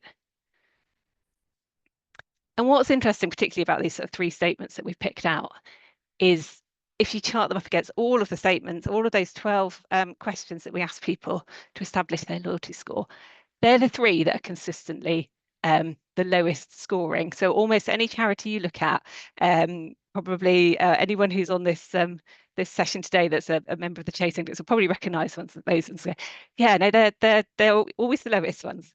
And that sort of says 2 things to us. One of them is that they're the biggest challenge for charities. Not necessarily the hardest to do well, but maybe just the ones that are not necessarily in people's mindset yet. But also the biggest opportunity, because they're the ones that move the most. It feels like, you know, if you can get those ones right, maybe that really starts to kind of unlock the potential that there is in that welcome journey. And yeah, those ones are, you know, do you meet their needs for information? Do you understand why they offer the support? And in between that, you know, are they feeling that the relationship they have is something that they're very committed to? And so sort of come to a bit of a question, really, which is kind of, what if we didn't think of welcome just as sort of, what do we need to say to supporters? You know, what are the things that we need to tell them about what we do, about what matters to us, about what's important? But actually, what do we need to ask them? How do we understand them? And it really feels like, you know, there's an opportunity here. Talked about here, ask individually and understand collectively. You know, at the point that people sign up or make their first donation, ask them individually, you know, what motivates them? Why have they connected with you? SCH have had such a, you know, brilliant ways of doing that, through, you know, quizzes to understand motivations, through phone calls, through conversations. There's also obviously chances to understand people more. You know, we've talked about collectively things through, you know, surveys. Clearly, you know, that's something we can help with. We'd be delighted to help with that kind of thing. You know, segmentation, audience, all sorts of ways of understanding your supporters better. And it's not just a case of understanding, but then how do you reflect back those motivations and your understanding of their needs in your communications, in the language that you use and how you talk to them, in what goes into the thank you letter, in the next ask, all of those kinds of things. And it feels like if you can do those things, they help to grow that committed relationship that you're looking for. We had again, thinking about our call with the session that Ken ran with some of us and clients this morning. One of people's key takeaways was focus not on the money that people send, focus on the people sending it. Yeah, this is kind of what it's all about. It's not just what they give, it's about them. That's the stuff that matters. So we started off saying welcome matters. Actually, welcome really matters. You know, we're losing so many people who could potentially be supporters for life by not getting it right in those first moments of the journey. It's not that people stop caring. You know, commitment stays high, but perhaps you're not seen as the people for them, for where they can make the change in the world. But you know, if we can get it right, if you can, you know, think about some of the brilliant examples we've heard about today already, we'll hear much more. Actually, you know, that first moment could turn into having a supporter for life, and even beyond. Thank you. Thank you, Sally. I love the idea of a supporter for beyond life. I wasn't quite sure if that was the best framing, but anyway, no, there we go. Good, I think we're just talking about legacies later, absolutely, so it does seem quite apt, really, doesn't it? So, yeah. I also really love all of your quotes, Sally. I've again written down so much, but the welcome either convinces them to stay or they'll walk away. Love that. Absolutely love that. I'm gonna pop that on a really beautiful post-it note and put it in front of my particularly special post-it note. Excellent, thank you. We have got another one of our beautiful speakers coming along next. I'm really honoured to be introducing Katie Mitchell, who is Head of Supporter Engagement at Mind. On a personal note, I've known Katie for many years, and I always come away from our conversations and hearing you talk feeling really inspired, and I always learn something new from you. So I'm really glad that you're here with us today, Katie. Thank you. And you're gonna have a poll, I think, in your chat as well, so look out for that. And again, don't forget to ask questions in the Q&A and we will get to them at the end of your talk. Thank you so much, Katie. Over to you. Thanks, Tash. I got the brief to be interactive, so I hope you're all still with us and ready to interact in this talk. As Tash said, I'm Katie. I'm head of supporter engagement at Mind. On the next slide, I think it just shows you a little bit about supporter engagement and who we are. We're a small team of two. Jenny, who's the other half of my team, I think is somewhere in the ether out there. So hi, Jenny. Digital marketing also sits within my team. I think two things to say before I tell you our story. The first thing, we haven't solved it. So if you decide to support Mind tomorrow, I am not promising it will be the magical, personal, impactful experience that we would want for you. But what we do know, because we've set out our strategic direction, is we're heading towards it, and we know how to get there. I'm talking to you about how we embedded this in the wider strategy of the organisation. And the second thing I want to say before I start is I have to recognise here some brilliant and kind people at Mind. I literally haven't met a person at Mind who thought we shouldn't care about supporters. They knew already that when people came into contact with Mind, we didn't want to let them down. We didn't want them to walk away feeling disappointed by that experience. So what I'm sharing with you really is how you get from that feeling to an actionable strategy.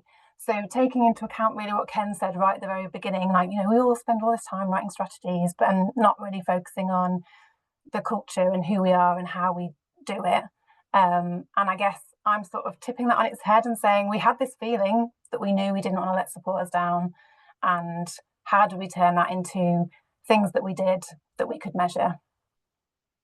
So before we start, I've got a little poll because it would be great to get a sense of where people are on this journey. So I wonder if you could tell me, and I think even maybe on the slide I've put some questions, but if you could tell me where you are in your organisation. So do you have a supporter experience strategy? Is supporter experience named in the fundraising strategy? Do you have supporter experience named in the organisation strategy? Have you got these strategies but supporter experience isn't in there? Or maybe you're in the more development phase and you would say that maybe you don't have a strategy at the moment. So I'm just going to hold that awkward silence while we feel everybody clicks the right. And maybe you could do some singing as well there, Katie. No, nobody wants to do that, for sure. Challenge not accepted. Fair enough. I shall leave you be.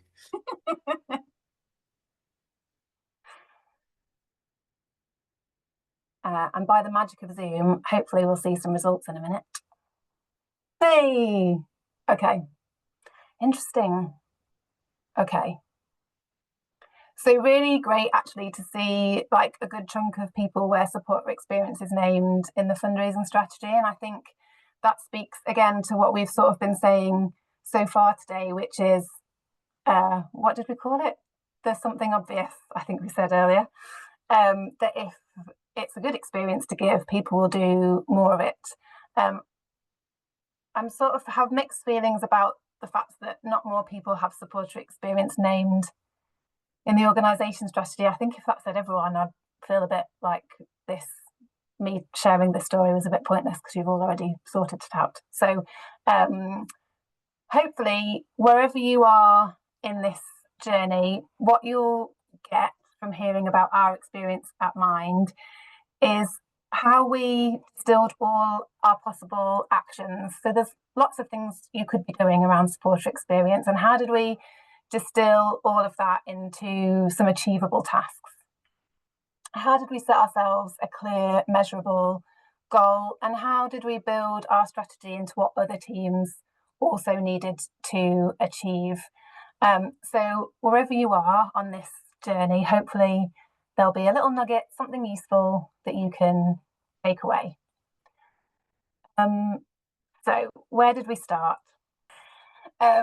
We started measuring the loyalty of supporters in 2020. And we had been using the findings to inform team plans and make recommendations to supporter-facing teams about how they could improve the supporter experience. In 2022, Mind scores dropped significantly, which is always fun when you see graphs with your scores going definitely the wrong way. And because using the Chase Index, we could compare our results to other charities, we could see that across the board, actually, scores were going down. We knew there were some external factors happening. But what we also could see is that we were outperforming almost everybody else in our drop in scores. So we knew there was something in particular for us as well that wasn't quite working. So this was the slide that I had to build up to, because I actually genuinely was a bit nervous about sharing it, but in the spirit of openly sharing our story, here is a graph showing us coming in at 43rd out of 44 charities for the trust indicator.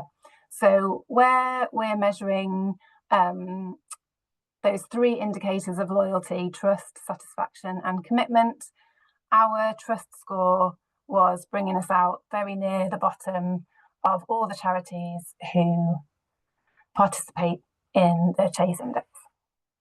So essentially what this was telling us was that we were failing to effectively communicate with supporters about how they made a difference.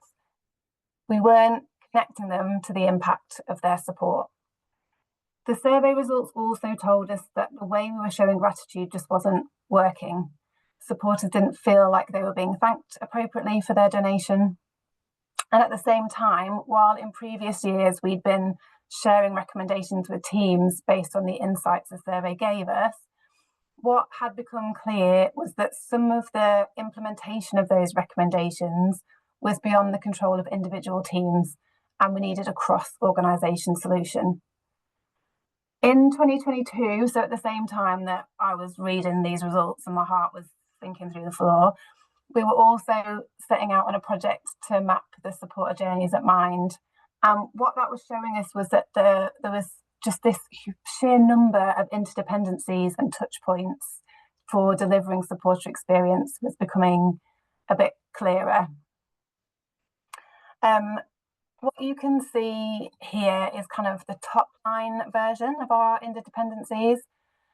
I think what it's important to say here is that we don't think about it too carefully. So if you just sort of poodle through your day, you don't think about it too hard, you can assume that the team who owns the product, so say the events team support all the people who sign up to the London Marathon, or your campaigns team are delivering a campaigner journey, like for us at Mind, that would be campaigning on the Mental Health Act, say. You can assume that they're in control of the whole experience for the supporter, but obviously they are not. In order to make it all work seamlessly, your data, for example, needs to be designed in a way that makes it available for personalisation, say. Awareness campaigns run in external comms or by brand and sort of external relations team need to be integrated with your warm supporter communications so that supporters see a consistent message and build trust that the organisation is talking to them from one place rather than lots of different teams talking to them all at once. So if we were really going to move our scores significantly, we all needed to be working together. And so this is where I kind of set out on my mission to get supporter experience on the agenda with the aim that we could influence decisions that would help us move towards a better supporter experience. So for a moment, I'm going to just try a little, I guess, visualization, don't know, just bear with me and go with me. So for a moment, I want you to put yourself in the shoes of your organisation's leadership. So imagine you're the CEO I mean, maybe there are some CEOs already, so in which case you won't have to imagine. But imagine you're the CEO, the director of finance, or you're leading a service delivery team, or you're director of fundraising and marketing. And what I want you to think about in those shoes, like, what are the things you're thinking about every day? What are the things that keep you up at night? And I would love it if you would maybe post some thoughts in the chat. Before you type in the chat, so where you write in the bottom, in the to box, there's like a blue bit. And if you choose everyone in there, everyone will be able to see your thoughts. Otherwise, you'll only be talking to me, which is nice, but it would be great if everyone could see what you were saying. So imagine you're the CEO. What are your priorities? What are the things that you're thinking about? What's keeping you up at night?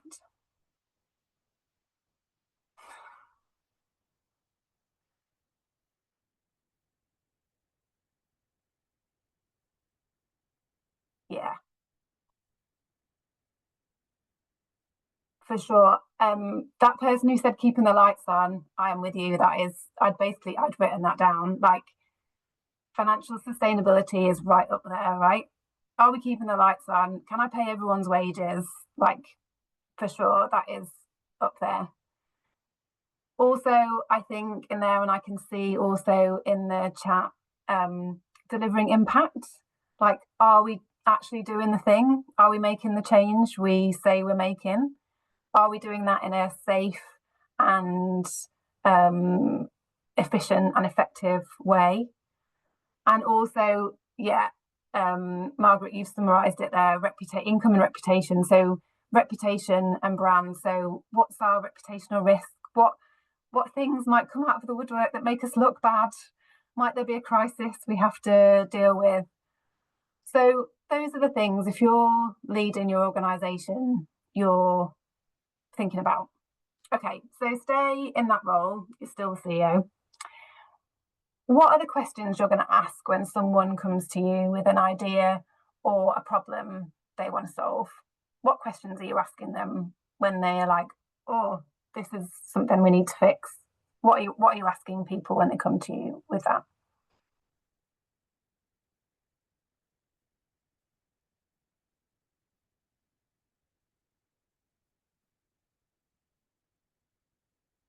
Yeah. Yeah. Do I need to spend money on it? What's the cost? Does it need additional budget? What's the return on the investment if we spend the money? Other questions I got asked, what are our competitors doing? What's everyone else doing? Surely someone else in the sector is facing this problem. What are they doing about it? What's the cost of doing nothing? So if we don't fix this problem you're telling me about, does it really matter? Why do we care about it? And yeah, exactly what people have said. Like, what does it mean for our existing plans? What does it mean for our existing strategy? Does it align with our priorities? So yeah. And knowing these priorities helps us to build a strategy that meets the needs of the organisation, right? Because these are the questions we need to answer if we're going to persuade the organisation that what we think is a problem is something that the whole organisation should care about. And it helps us to get to the ingredients we needed to move forward. So this is kind of how, on the next slide, we've got kind of the ingredients that we talked through, basically. So what's the problem we're trying to solve? Well, the great but scary thing about having a graph that shows you second from bottom in a big list of charities is it gives you kind of gives you the problem you're trying to solve in very clear terms. And the way we talked about this to the leadership team at Mind was we talked about supporters giving Mind a low score for trust. So what we talked about was that supporters weren't hearing enough about the impact of their support. We talked about supporters not always being satisfied with their experience, particularly how they were thanked. And we also talked about people who cared about mental health but don't necessarily feel committed to their future relationship with Mind, which I think you will have seen as a theme from the research that Sally just shared with us too. And we can talk about what happens if we do nothing in terms that we know our leadership teams care about, right? So that means outlining the financial and reputational risk. So for Mind, and again, you know, we've heard this all afternoon, right? If giving is a good experience, people will keep doing it. And that incremental growth delivered through improved supporter experience was already built into our 3-year income plans. So there is a financial risk there if you don't improve supporter experience. We're already saying we're going to achieve it in our forecast. And really and honestly, leaders at Mind really cared. They didn't want people walking away from their experience with Mind feeling let down. And they knew that for Mind's reputation, disgruntled supporters speaking to their friends and family about this terrible time that they'd had with Mind was a risk. In terms of what our competitors are doing, well, quite clearly better than us. So great. Again, the Chase Index is so useful here. There's something very motivating about seeing a big list of charities doing better than you to kind of kick you into action. And the last bullet is doing a lot of heavy lifting here, because that concise, targeted recommendations was the thinking, and that was the hard bit, if I'm honest. So as I mentioned at the beginning, the aim here was to distill all our possible actions into some achievable tasks, to set ourselves a clear, measurable goal, and build our strategy into what other teams needed to achieve. We were looking for the sweet spot between actions that we knew would move the needle on our loyalty score, and also knowing the problems that our teams are facing and that they cared about, but needed cross-organisation solutions. So here is where we ended up. Okay, so in the middle, what you can see is Mind's strategy wheel. It's a bit small here, so you'll have to believe me that blue box in the middle, the vision and purpose and values, doesn't normally say vision and purpose and values. It actually normally says what they are, and I couldn't fit it in. So that's what's in the middle. This is for our strategic periods that took us up to 2026. This is, I'm talking to you, I guess, about what we've been implementing over the past couple of years. There are 4 strategic pillars in green around the outside of our vision, purpose and values, and then in pink, Mind's strategic enablers. And the win here was that supporter experience is there, named as a strategic enabler in our organisation strategy. Sitting under that supporter experience strategy then are 4 work streams. The first is about increasing personalisation and impact of our thanking. So this is projects like our thankathon, reviewing our thanking communications, and also thinking about our product journeys and automated journeys. So thinking about how thanking is much more integrated into that, the automation of our journeys. We looked at how we would deliver impact and storytelling content focused on mental health moments. And so this really was about integrating what was happening in those individual product journeys with what was happening as our wider organisational communications. So how do we ensure that our organisation-wide campaigns and appeals are also communicated with supporters in our kind of more one-to-one or product-focused communications. And this is kind of linked to this third one around testing cross-sell initiatives. So thinking about how we nurture the long-term support of people who care about Mind, so that when they have done whatever initial thing it was that they came into Mind to do, whether they engaged with a campaign or they fundraised or donated, that we had a golden thread through our email channel, really, that spoke to the impact and the change that supporting Mind would make, and that we started to talk to those people and the pool of people who engaged with that email about how they might support Mind again in the future and starting to understand how that worked. And the final one in that box is about measuring supporter experience consistently across all our product journeys. The supporter survey is great, and it really helps us in terms of the insight, and also understanding how people feel about supporting Mind and that sentiment. But we knew we also needed some kind of service quality measures, right? So something that's a bit closer to each specific interaction, and we wanted to make that consistent across all those different teams and products. And sitting underneath that was our KPI to increase our trust and satisfaction scores as measured by the supporter survey by 3% by April 2026. And this next slide makes me feel a bit happier about sharing that first one where we were like bottom of the list, because ta-da! We achieved that target early. So in 2024, thanks for the applause. In 2024, we had grown our scores by more than 3% across all of those indicators. Important to say here, I'll remind you that at the beginning, I was like, we haven't solved it. There's still loads to do, but it was quite scary, I think, to set out this KPI around a score that is about sentiment and you can't do one action that moves the dial. It's about a whole series of actions and working together and kind of the totality of the supporter experience. So I think tricky to set a KPI, but definitely helped us to focus our attention and align, there's a nice strategy word, align the organisation behind what we were trying to achieve.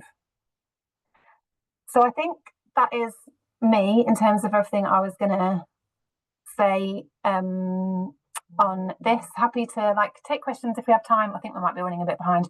And I'm around, so if you ask questions in the chat, I'll try and respond to them. Thank you, Katie. And I'm seeing so many clap emojis, thumbs up. I don't know what this emoji is, but we're seeing loads of those. I know that's like, yay, fire. And I think, all that amazing love for you, your presentation, also the great results that you saw and that you achieved. I know that was a real piece of work and had you and the team behind it. So huge congratulations. Please do keep the claps emojis and the celebration emojis coming on in the chat. And Katie, you were talking about the Chase Index and your work and the supporter survey. So we'll be talking about that in our report. So we're going to pop a link to the report in the chat as well, so you can read more on it there. I actually have a question for you. Oh no, okay. Yes. So I want to take you back maybe 2 and a bit years ago. That we haven't planned this, so you don't know what's coming. No, where are we going? Where am I going with this? So I'm going to take you back 2 and a bit years ago. And I remember you said to me and a whole load of other people that supporter experience is like walking uphill backwards with a blindfold on.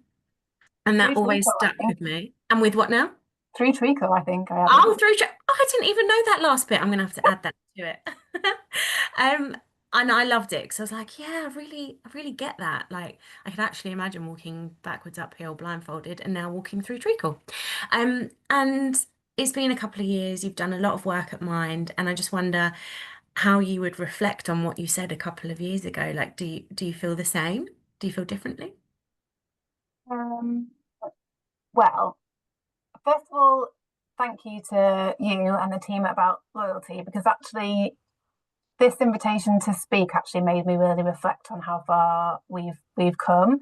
And sometimes somebody seeing it from the outside obviously sees it differently to how it feels on the inside, right? So I would say what it's easy to do is keep a list in your head of all the things you haven't done yet. And that's why I really wanted to be clear at the beginning that we haven't solved it. There's still a massive list of things that I think we need to do and that could be better. But what I would say is what this process forced us to do was make choices and make decisions about what we focused on and make decisions about what we couldn't do. Which maybe, so I don't know, maybe we were like, oh, well, we can still walk uphill backwards, but maybe we'll forget about the blindfold bit. Nice. So yeah, I mean, it is, the hardest part is deciding what to focus on, right, and which bit to do, because there's loads. So I'd say it's still tricky, but making those decisions helps you feel like you're moving forward. Incredible. Thank you, Katie. And there's lots of love for you in the chat. I'm going to read one out for you because I want to show you that gratitude. Thank you, Katie. Really helpful. Oh, it's just moved. Really inspiring to see how you've progressed and grown. And that last graph says it all.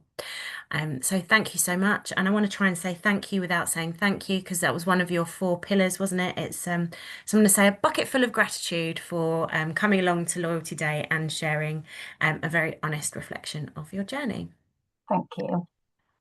So we have got the lovely Roger coming back on stage, and we're gonna have any singing, do we think? No, but I think we might be doing some thought-provoking things here in Roger's couple of slides, and because it's a topic that we have been, I'd say, debating about loyalty. We've been talking about it and discussing it with people in the sector, and we want to kind of make a shift, don't we? We want to make a change. I think I know what you're talking about. You do, and I really want to say it, but I'm not going to say it because I don't want to steal Roger's thunder. You can't say the word. No, it's an L word. Oh, okay, too much. I'm going to zip my mouth, turn off my video, and give the floor to Roger. Thank you, Tash. Yeah, no singing this time around. I did laugh at the brilliant Debbie putting in the chat that I should have done the one rap, and for those of you who don't know, that is something that I only do after quite a lot of alcohol. Anyway, yeah, I'm going to talk this time the L word, and by that I don't mean loyalty. I mean, whisper it quietly, lapsed. Yeah, so we've had Sally talk very specifically about the start of the journey, and we've heard other people talking today about welcome journeys and just how important that, and it's absolutely critical. And I think as the other thing Katie just mentioned was choices and prioritization. The welcome is often an area where we focus very closely on it, and absolutely rightly so, critically so. We challenge ourselves to make that process and that strategy and that experience as good as it can be. But we also, I think it's important we think about the other end of the relationship, and of course the people giving us for a long time. Many go right through and leave us gifts and wills. Wouldn't it be great if there were a lot more of them? But others stop giving, and so I'm going to talk to you about that bit when people stop giving. I know I'm in a massively privileged position. We've got over 500,000 people, 500,000 people that have completed surveys for 60 different charities, regular givers, donors, members, raffle ticket buyers, event participants, etc., in there. And that gives us the most incredible pool of data to look at. And every now and again, and this probably says far too much about me, every now and again, I just find it it's just fun to just play with it and see what comes out and see what's in there. And almost always there's something interesting comes out. And I want to share with you one chart that we came out literally 3 or 4 months ago when we were doing exactly that. That just has one of those charts that just has so much to say within it. And what we do within the surveys, we track the proportion of people who say they are likely to leave a gift in their will to a charity. Now, this is claimed behaviour, or it's claimed future behaviour. But I think very positive that on average, just under 14% of people that complete the surveys are saying that they are very likely to, or definitely will leave a gift in their will to charity, to the charity that we're talking about. Fabulous, great starting point, but obviously a lot of work to be done to actually get anywhere near that figure in reality. But what we did was we looked at the proportion of people that are saying that they will, and we looked at it in two ways: by how people support the charity, and also whether they're active or lapsed in that. And the first thing that really stood out when we looked at this was just how broad it was that people who is saying that they might leave a gift in their will, and just reinforcing what we all know, that gifts in wills and legacies is something that just has to be taken on an organisation-wide commitment to building that in as a really valid way of people supporting us, but people allowing themselves to enabling people to live out their dreams and what's important to them even after their death. So the breadth in there, and I think particularly the eye was drawn to this right hand end: raffle ticket buyers, lottery players. And I think we often think, or we sometimes think, oh gosh, people engaging us through some sort of gaming, whether it's raffle or lottery, they're prize led, aren't they? That's the only reason they're really supporting us. And just a bit of possibly a wake up call for all of us, that absolutely isn't the case, that supporters, they might support us in different ways, but let's not make assumptions about supporters from just how they give. And raffle ticket buyers and lottery buyers, really positive feelings towards, as positive as other segments in this. I mean, this is one question: do you intend to leave a gift in your will? But I think a really insightful question in terms of actually just how much do people care about you as an organisation, and how much do they care about your cause? And that last bit is then the third bit now of what we really took from this, and just looking at the similarities in that intention between active supporters and, I am going to use the word, lapsed supporters, people who are classified, who we have classified as being lapsed in our files, but still very much saying that you are an important charity, you are a massively important cause to them, so much so that they're considering leaving a gift in their will. And that was I think a real wake-up call for us, and we've shared this with some people, and I know it's people have been sort of a bit of a sort of wow moment when you see it, when you look at that and you see the lapsed intentions to give in this way. And if ever there's a lesson that comes out from it, it really is, I mean, just we've got to love our lapsed supporters. On a database, it might look like they're not supporting anymore. I did this right at the start, didn't we? We have to remember our supporters. They're not numbers in a spreadsheet or things like that. They're real people. And on our databases, on our CRM systems, maybe there aren't any transactions against them. And we all know that doesn't mean they're not engaged, because we all have ways that people engage with us that we're not tracking.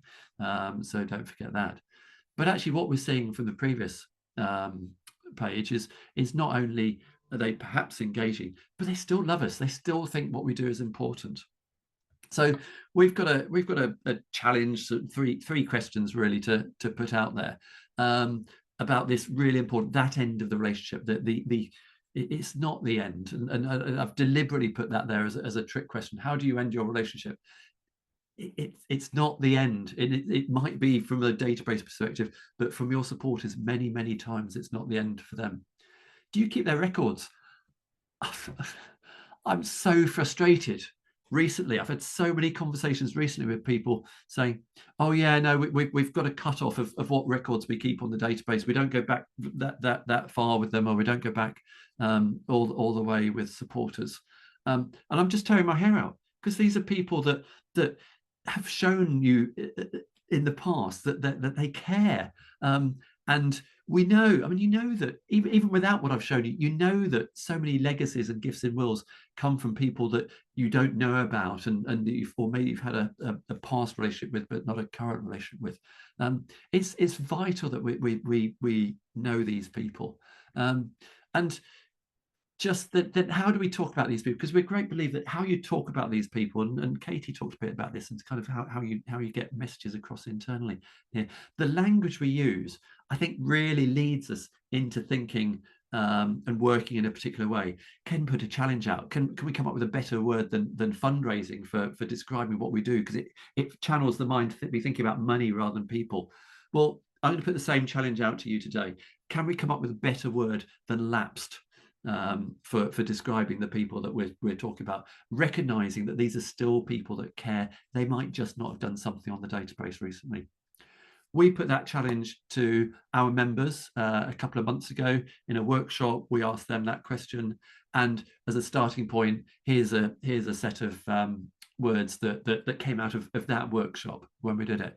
But I'll tell you what, Richard, let's follow Ken's example.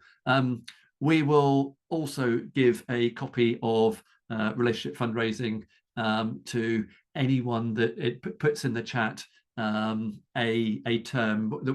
We'll choose what we think is best term for these supporters. Put it in the chat, and after today, we'll choose one. We'll get our checkbooks out. Do you remember what they are? What they were?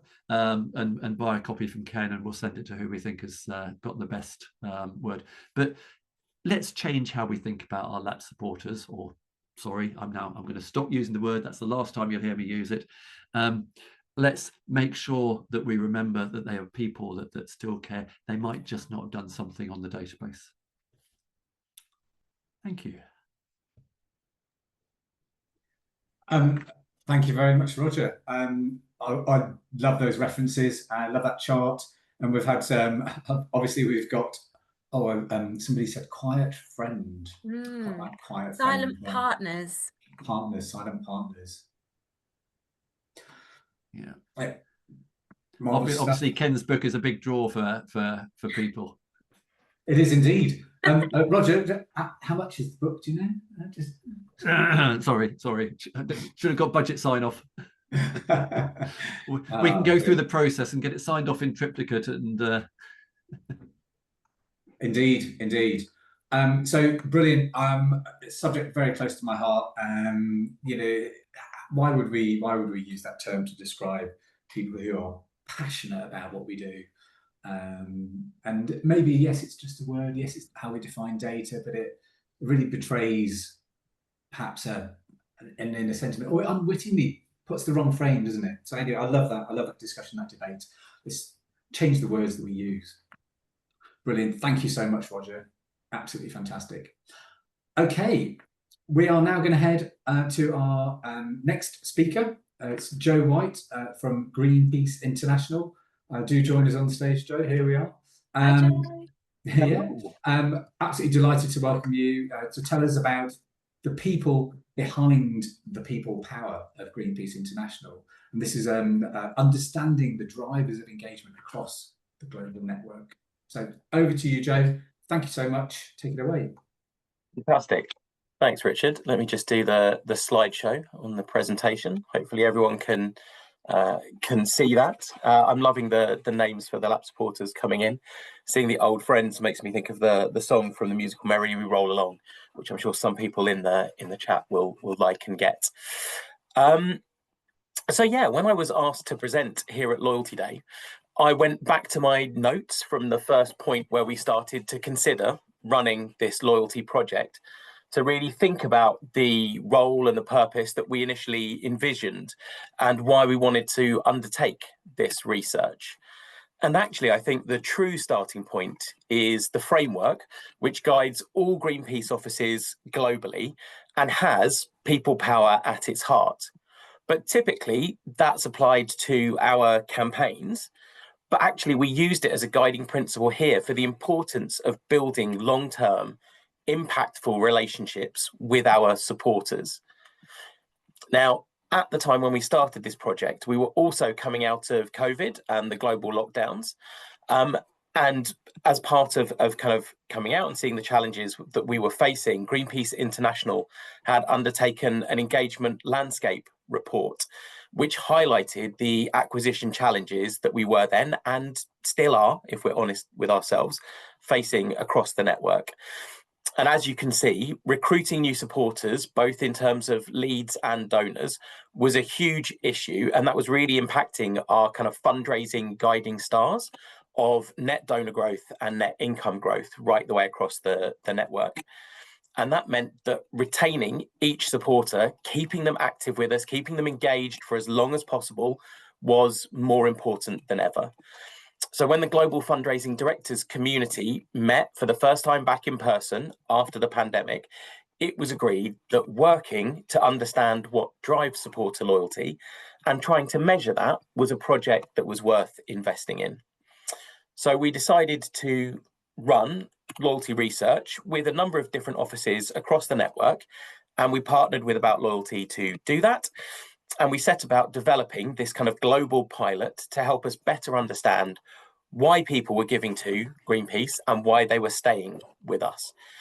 And we would coordinate that at Greenpeace International in my role, but we really wanted to have a good coverage of different countries, different regions, different sizes of offices. And we were really pleased to get 8 offices signing up to the pilot project. Ideally, and obviously we all like to talk about the ideal world, we would have had another office from Asia.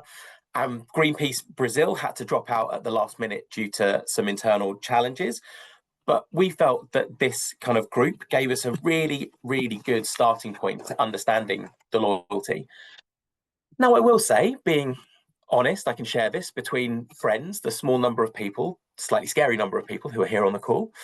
I will say that coordinating so many different stakeholders was challenging, and it did add time to the project, especially when it came to agreeing things like the full question list for the loyalty survey, sorting out the data spec for who we would send the survey to, agreeing terminology, the segmentation selections I saw in the chat just now. You know, what is the classification for a lapsed supporter?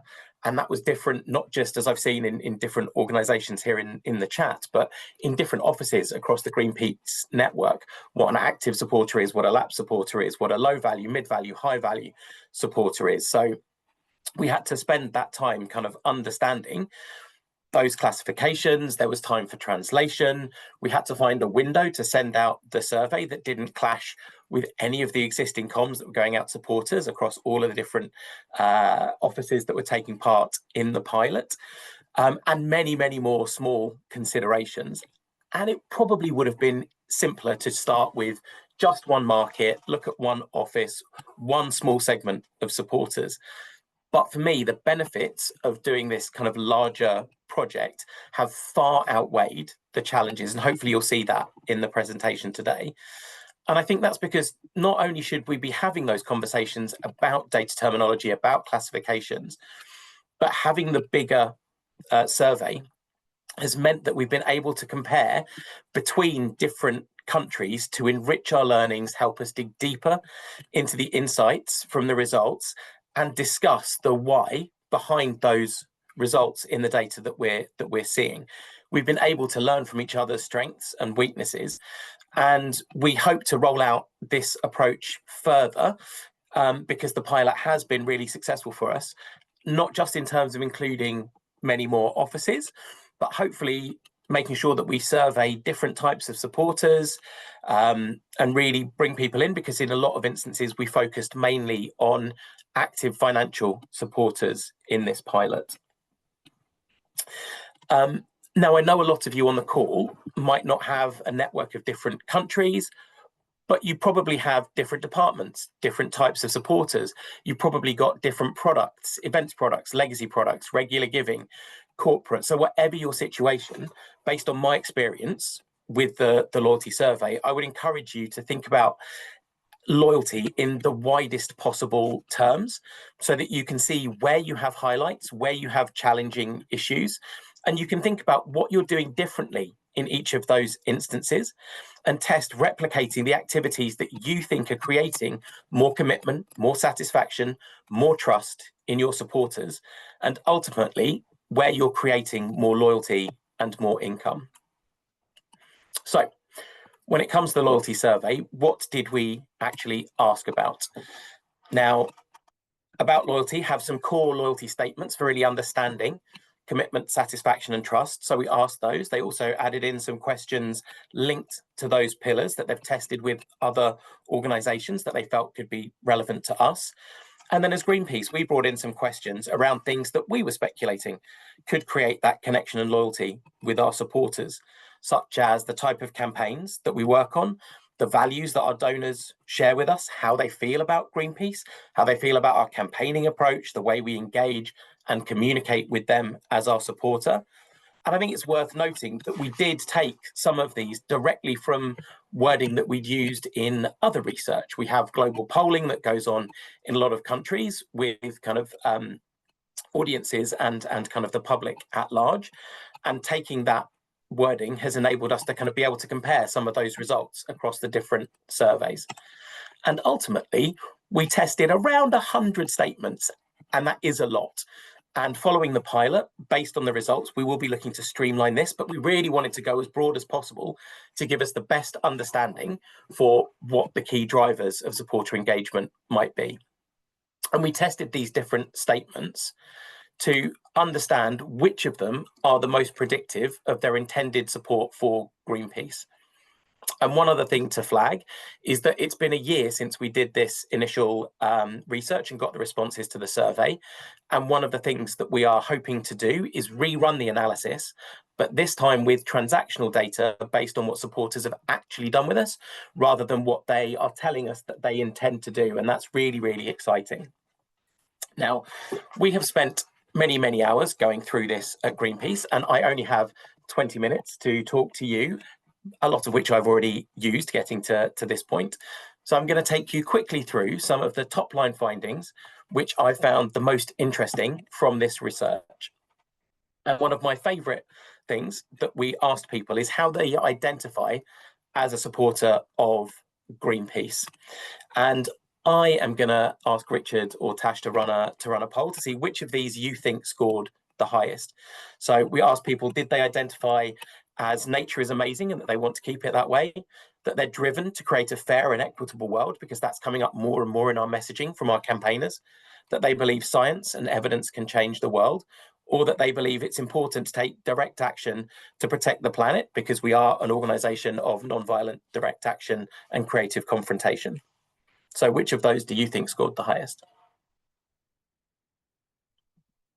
There we are. Interesting. You've got the right two, but if I click down, the biggest number of people actually identified with the nature statement. Nature is amazing and I want to keep it that way. And I think coming back to some of the things that Ken said to us earlier, I think that's really important, because we don't always link the campaigns that we're running and the actions that we're taking back to the world that we're looking to protect. And it was a real reminder for us to focus not just on what we're doing, but on why we're doing it. Though for those of you who did put down action as the highest, it is worth noting that in some of our markets, direct action did come above nature, but then in some of them, nature outscored even this and was significantly higher. We also asked what issues were important to our supporters, and action on climate change scored really highly, which you're probably thinking, we're Greenpeace, that's obvious. But I found it really interesting, especially seeing it above some of our other core campaigns, such as oceans, plastic, forests, because actually what we find when we ask people to take action with us is that climate change tends to be a less responsive ask than some of the others.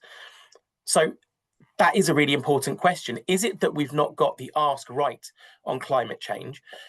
Or is it that it needs to be a core part of our brand messaging, a core part of the ongoing communications with our existing supporters, and then complement the other more responsive asks? And that's something that we're going to need to learn and continue testing moving forwards.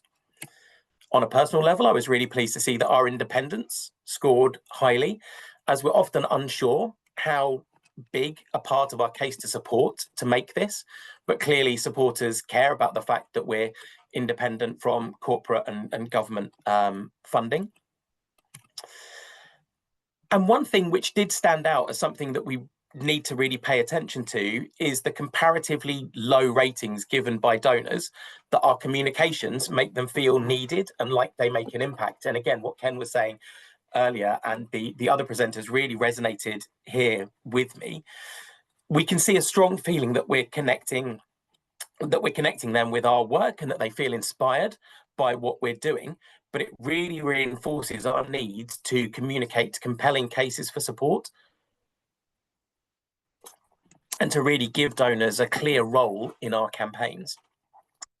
They need that clear feedback that our campaigns are having impact thanks to them. And I think it's fair to say that that is something that we struggle with, especially due to the long-term nature of our campaigns. We don't like to claim credit, with many people working in the kind of climate change space. And there is a challenge of making that direct correlation between the act of protest, the act that people take, and the legal or other changes that happen due to that, especially on an abstract issue like climate change. So I would love it if people can share in the chat any examples that you have of how do you build that sense of connection, impact. How do you make your donors feel needed? It would be really great to hear that and come back to that at the end as part of the questions when you have a chance to ask me questions. That's my question back to you. So now the part that you're probably the most interested in on Loyalty Day, the loyalty score. Having tested all of those 100 statements that I talked about earlier, we were reassured to find that in testing our assumptions, they were proved right, that those core statements around commitment, satisfaction, and trust were those that correlated most strongly with that self-reported intention to continue supporting Greenpeace in whichever way they chose. This slide shows the top 50 statements, and as you look at the screen, the ones on the left and higher up are those that are most significant. Now, you may well have heard this before at Loyalty Day, but I like to think of them as levers. The more that we increase someone's positivity regarding these statements, the more likely that they are going to keep giving to Greenpeace. And the further over the statement, the bigger the impact that it has. So the more important it is for us to get those right in the experience that the supporter has with us. The red dots at the end, the highest up, are those collated loyalty, commitment, satisfaction, and trust scores that About Loyalty are able to kind of pull together for us. And the blue dots, the dark ones, are the core loyalty statements, and the light blue ones are the kind of related loyalty statements. And two significant statements that weren't part of that core loyalty statement were that people trust Greenpeace to create real world change through its campaigns, and they believe that we're an effective organisation in achieving our mission. And that links back to trust, which you'll see when I come to later, is probably our key global priority. Now, how do we continue to build that trust? The highest green dot, which shows the area of our focus that they're interested in hearing about, is that the work to tackle the biggest global environmental issues that we face. And there's a real tension in the organisation between talking about local issues versus global issues. And again, which ones are more responsive? But clearly, that ability to operate globally and take on the global issues is really important when people come to support Greenpeace. Of course, there was a lot of variety by country. For one country, the statement, the statement, Greenpeace campaigns with ordinary people, because together we have the power to create change, was more significant. Whereas for another, having impact in my country and my community and speaking up when companies ignore environmental laws were more significant. So seeing the variance between the different countries, between the different areas, we're able to see how we might apply those insights differently on a local level. And all of this combined to give us a loyalty score that we were really pleased with. But what was probably more interesting and more actionable for us was to see the variety across the different Greenpeace organisations participating in the pilot, as that gave us an opportunity to learn from each other, especially when we look at how it breaks down across commitment, satisfaction and trust. So overall, our commitment score was the highest, then satisfaction, with trust still above average, but the lowest of the scores that we have seen. But actually, we found things varied incredibly by the different country offices participating in the pilot. For example, if you look at the country represented by the red bar, they were our highest office for commitment, second for satisfaction, but in the bottom half of our offices for trust, whereas the office in dark green had the lowest score for commitment, in the middle for satisfaction, but was our highest scoring office for trust. And the really great thing about that is that we can start sharing with each other and using those strengths to complement and support each other on our weaknesses. And obviously what I'm sharing here is super top level, but the pilot gave us so much detail. There were around 100 statements, remember, and the segmentation of the different types of supporters that we sent the survey to, and across the 8 different participating offices. Now, Roger likes to say that the point at which we get these insights and start digging into them is the start of the process and not the end of the process. And for us, that has certainly been the case. Now, you can't see the detail here, but these are a part of the notes from the 2 initial workshops that we held with the pilot participants once we had the outcomes of the loyalty research. Firstly, it was workshops for the offices to share the deeper insights that they'd found in the data as they looked at it, but importantly, why they felt they had the scores that they did based on their current supporter experience. And then together we brainstormed potential tests that different offices could run in order to improve their scores. So for example, one office felt they had high commitment because they were really good at showing were working on, how many campaigns and actions that they were doing, not just through the asks that they were making of supporters, but also through their newsletter and the petitions that they share on social networks. Whereas an office with low commitment discussed the challenges of supporters being more connected with the cause than with Greenpeace as an organisation. An office with mid-level satisfaction scores wondered if they were asking supporters too much without surprising and delighting them, and they've challenged themselves to do more to celebrate wins and milestones in the moment throughout the supporter journey. We had a lot of discussions around trust as our kind of lowest of the 3 scores, and an amazing colleague who participated in the study, Stefan, shared something that has really stayed with me, and so I wanted to share it with you. And I'll take a drink before I say this so I get it all out in one go.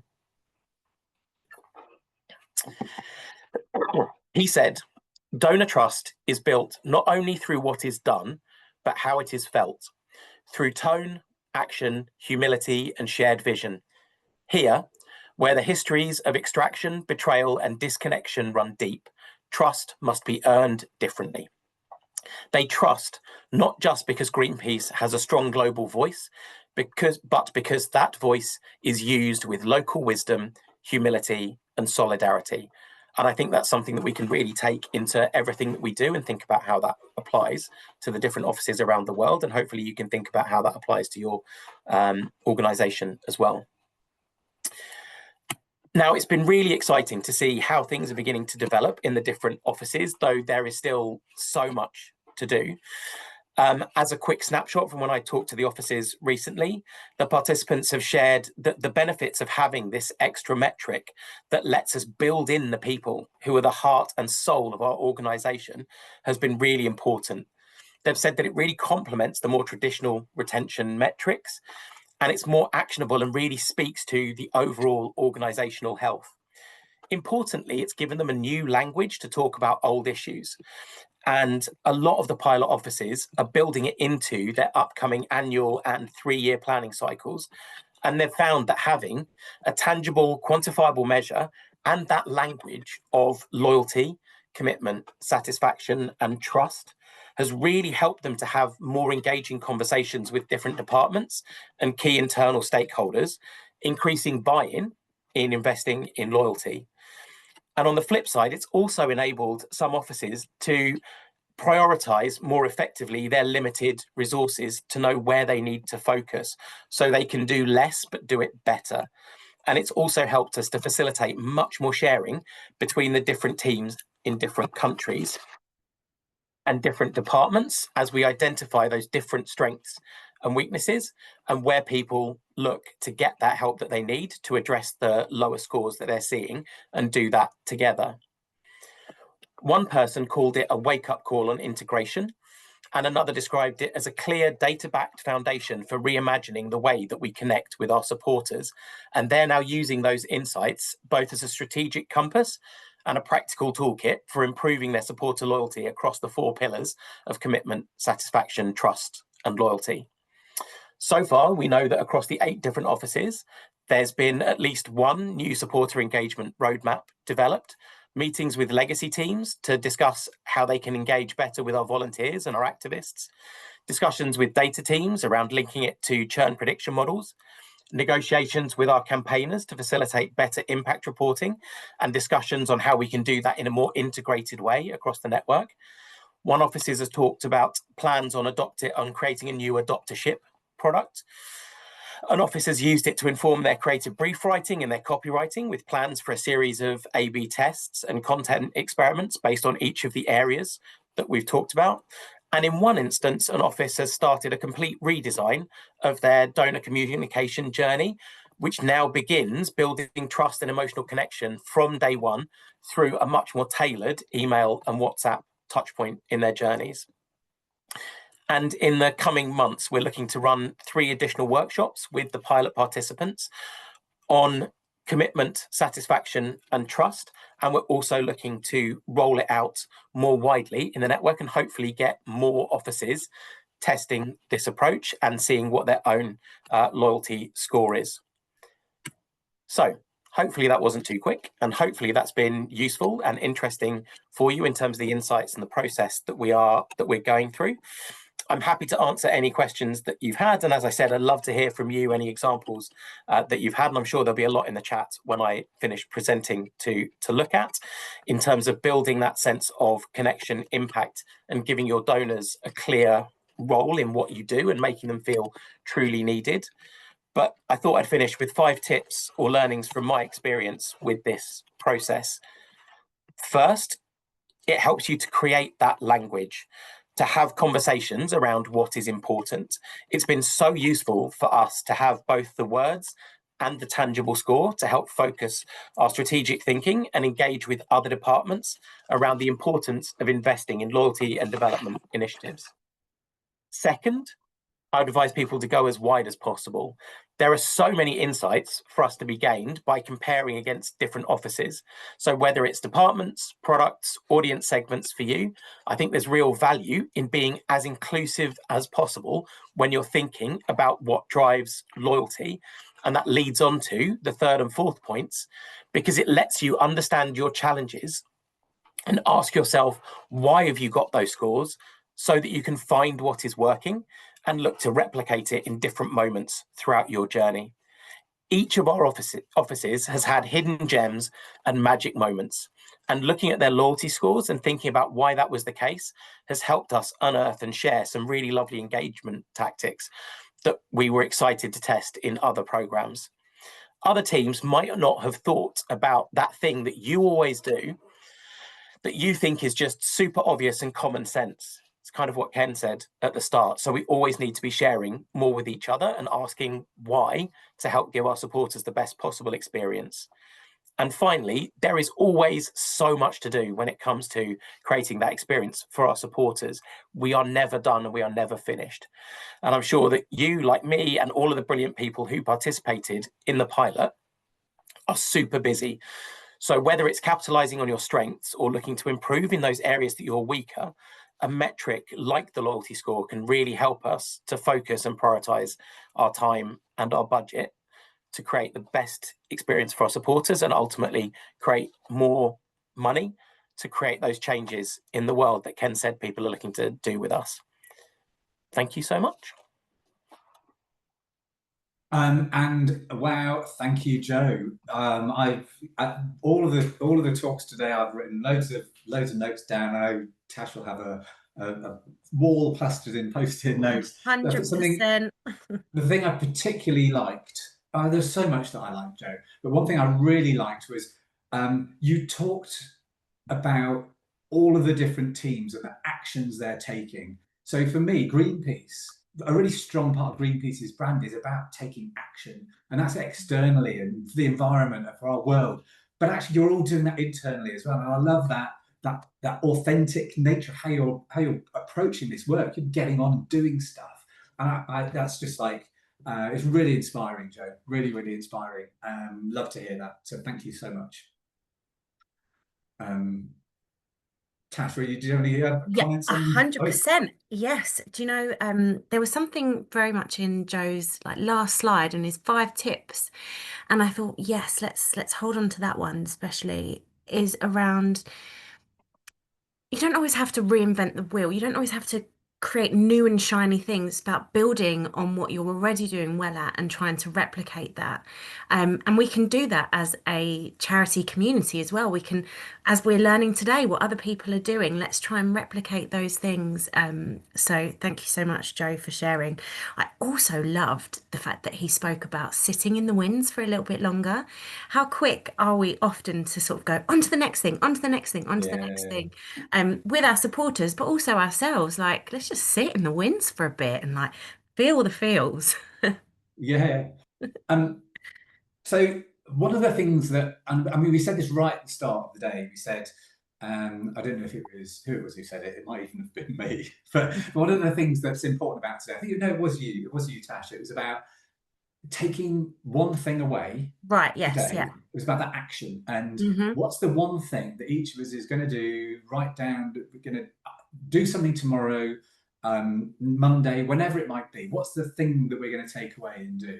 And I just wanted to, I hope that everybody here has already written something down. If you have, or even if you haven't, I'd like to just go through sort of, I guess, some of mine / our thoughts on what we saw today. Just a quick recap. And please do follow and reflect back and think, oh yeah, I thought about that, didn't think about it, didn't write it down as an action. So for everybody here, if there's one thing you can do is go away with an action. And so, yeah, as a bit of a recap, we started with Ken. It seems like in some ways it was 2 minutes ago, and other times it's ages ago. So it's covered so much, a vast amount. But it's it's whizzed by. And the things I particularly liked from Ken was that he was talking about supporters want a feeling of belonging, achievement, fulfillment, a sense of purpose. So this real sense of how do we understand what it is that our supporters want? What is it that we're going to be doing to change that? It's so important to understand them, isn't it? It's like how he was saying about how almost like treating your supporters as friends. And so if you have a friend, you'd understand what's important to them and you talk to them as a friend, right? So next time you're looking at your supporter journeys, maybe have a look and see, are we treating them like a friend, or are we just always asking them for something? Is it more of a two-way communication there? Absolutely. We then moved on to Roger, and Roger had to talk about Reading, and I love it when Roger talks about Reading. And I think Roger's relationship with Reading has a huge amount to teach us about love, relationships, loyalty, commitment, satisfaction, and trust. But not just Roger's relationship with Reading, but all of the relationships that we have with those things that we value. And, how can we take a step back and just put ourselves into that, as Roger did at the start of his talks, and you think about things that you're loyal to, because it tells us so much about what's important. I always like hearing about that. Me too. It just really brings it to life for me. Causes a little bit of debates about whether Reading is the best football team in the world, but also about how our supporters are humans as well, right? We're humans, they're humans. They feel similar things to us, the emotions that they feel. So if we can tap into what loyalty means for us, I think it helps us to also understand what our supporters are feeling too. Absolutely. What about our friends in Australia? What about our friends in Australia? Oh, so So, you know, at the start we were saying future of supporter experience and what could it be like, and actually listening to our friends across the world, my hope that actually in 10 years' time, we're still picking up the telephone to, I mean, hopefully telephones will still be around. If they are, let's still pick up the telephone and have those one-on-one conversations, because telephone calls, having those interactions with supporters are so powerful. So yeah, that's one of the things I was like, oh, yes, continue if we can, you know, even if you can only call a couple of supporters, that will make a difference. I just read something in the chat. Hannah Martin, I got some amazing tips and insights from the presentation, and then she said, but also from the participants in the chat. And I'm the people here today. Yes, you're not on stage talking, presenting, whatever, but you're in the chat. You've been contributing. Yes, we've been, I don't know, 6, 7, 8, 9 presenters, however many we are, I can't count. But actually, you're hundreds of people also bringing your thoughts and ideas and experience and perspectives to this. It's been a huge community effort to bring all of this learning together. So awesome. Yes, thank you. Thank you to everybody here. And you know, we'll try, I think, to summarize what's in the chat, I reckon. Yeah, that'd be a great idea. We'll publish it at some point as a digest of the inspiration from today. But going back to today, talking today. Yes. Well, I want to. Oh, sorry, Richard. We're all excited, aren't we? We're like, oh, we want to share our tips and takeaways. There was something that Timothy said in his chat about, and I obviously wrote it down. You can't shift what you can't see. And I thought that was like gold dust. Yes, of course. Like, then you start measuring it, you can start to see it. And when you can start to see it, then you can start to do something about it. I thought that was kind of genius. I love that. He also said empathy drives loyalty. So I really like that from Tim. We need to move on. We need to move on. Sally was the next up in our agenda today. Really, you only get one chance to make a first impression, and actually, the detail behind what matters there, brilliant, awesome. I absolutely love that from Sally. Really good to see some of that detail in there. And find out early why people are supporting you. Like, do a quiz, or, you know, ask them why. We spoke about, you know, inviting supporters to write you a letter, or like, you know, share something about themselves. Yeah, and that, yes, absolutely. It's understanding that individual motivation, and then looking at that collectively across all of your supporters. Brilliant stuff. So what happened after Sally? Where did we go? Katie, yes. So there was like 5 steps to building a case, and I was like, that was genius as well. It was Katie really spelled out how you can almost build a case, build a strategy, and it's about identifying what the problem is, what would happen if you didn't do anything about it, like create that burning platform that you can sell into your leaders within the organization. What are other charities doing? What are other organizations doing? And then create some really targeted recommendations for change. Yeah, and you know what? Shameless plug. If Ken's going to do it, I'm going to do it. Katie's written a full case study in the report. We've talked about the report, but some of you have already downloaded it. Please do download it. You're getting early access today. As attendees of Loyalty Day, our gift to you, if you like, is that new report. So I think we're going to pop that link back in the chat again. And so please do go and grab your pre-release copy of the report, because there's case studies from Sydney Children's Hospital, Mind, and Joe from Greenpeace that you've seen here today. So they're all in there for you to read through. They're written in there, but there's also a whole load of other stuff from us as well. So please do. Like a supporter experience playbook, Bible almost. You can, you know, dip in and out to it when you want, find new nuggets of inspiration. So yeah, it is absolutely the future. One of the things I liked about Katie that she said, we've had a few messages that have said, "Oh, supporter experience, it can take a long time to get people to change." Mine smashed their results in ahead of schedule and big time. You know, so actually doing things in a focused way and getting things moving, action focused, you can make those impacts within a short period of time. So I really like that as a message from Mind's results. Then we moved on to Roger. Yes, the L word. Yes. And I think we hit a seam of creativity in the chat there. Yeah. And I felt that what hit me at that moment was this sense of love in the chat. Like, actually, people love their jobs, they love the supporters, they love what we do. This real sense of that we're doing the right things and we're getting a lot from this. And I wrote, wow, because I was thinking it's just, that we get this. So yeah, brilliant stuff. Absolutely loved it. Me too. So And well, go on, sorry. And we finished off with Joe. We did. kind of already talked a little bit about Joe. Great to have that kind of global perspective. And it was in the chat as well. And I scribbled a bit down and I saw you were contributing there, but it must be earned differently. The Greenpeace voice was used with local wisdom, humility, and solidarity. That's great. There's how you bring to life who you are through your kind of guidance. It's probably enough from us though, isn't it, Tash? I think so. I want to invite the rest of the About Loyalty team and absolutely fabulous speakers to come back on stage with us and keep going in the chat. Please do write down what you're going to take away from today. We'd love to hear it. So keep those coming. Oh, what golden nuggets have we found?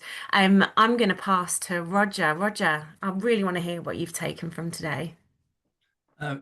Like you, Tash, I have post-it notes everywhere. People work in different ways, don't they? Joe, I'm going to take one thing from something we've heard today. Oh gosh, I've got to choose one. I'm going to choose one. I know. I'm going to. So many to choose from. Katie. And Joe, what I really liked about her approach was having targets and setting targets. And she talked about targets not just for something their team did, but she talked about how she used those targets to bring alignment in the organisation. And I think that was so important. And obviously, results are amazing. It's completely unfair to choose one thing, isn't there? I'm also going to choose one thing from the chat, if I'm allowed to do that. Oh, absolutely. Yes, please. And that's just I can't remember who it was. I wrote it, I've copied it, but I didn't copy the name for who it was, so I'm really sorry. I would otherwise give you a call out.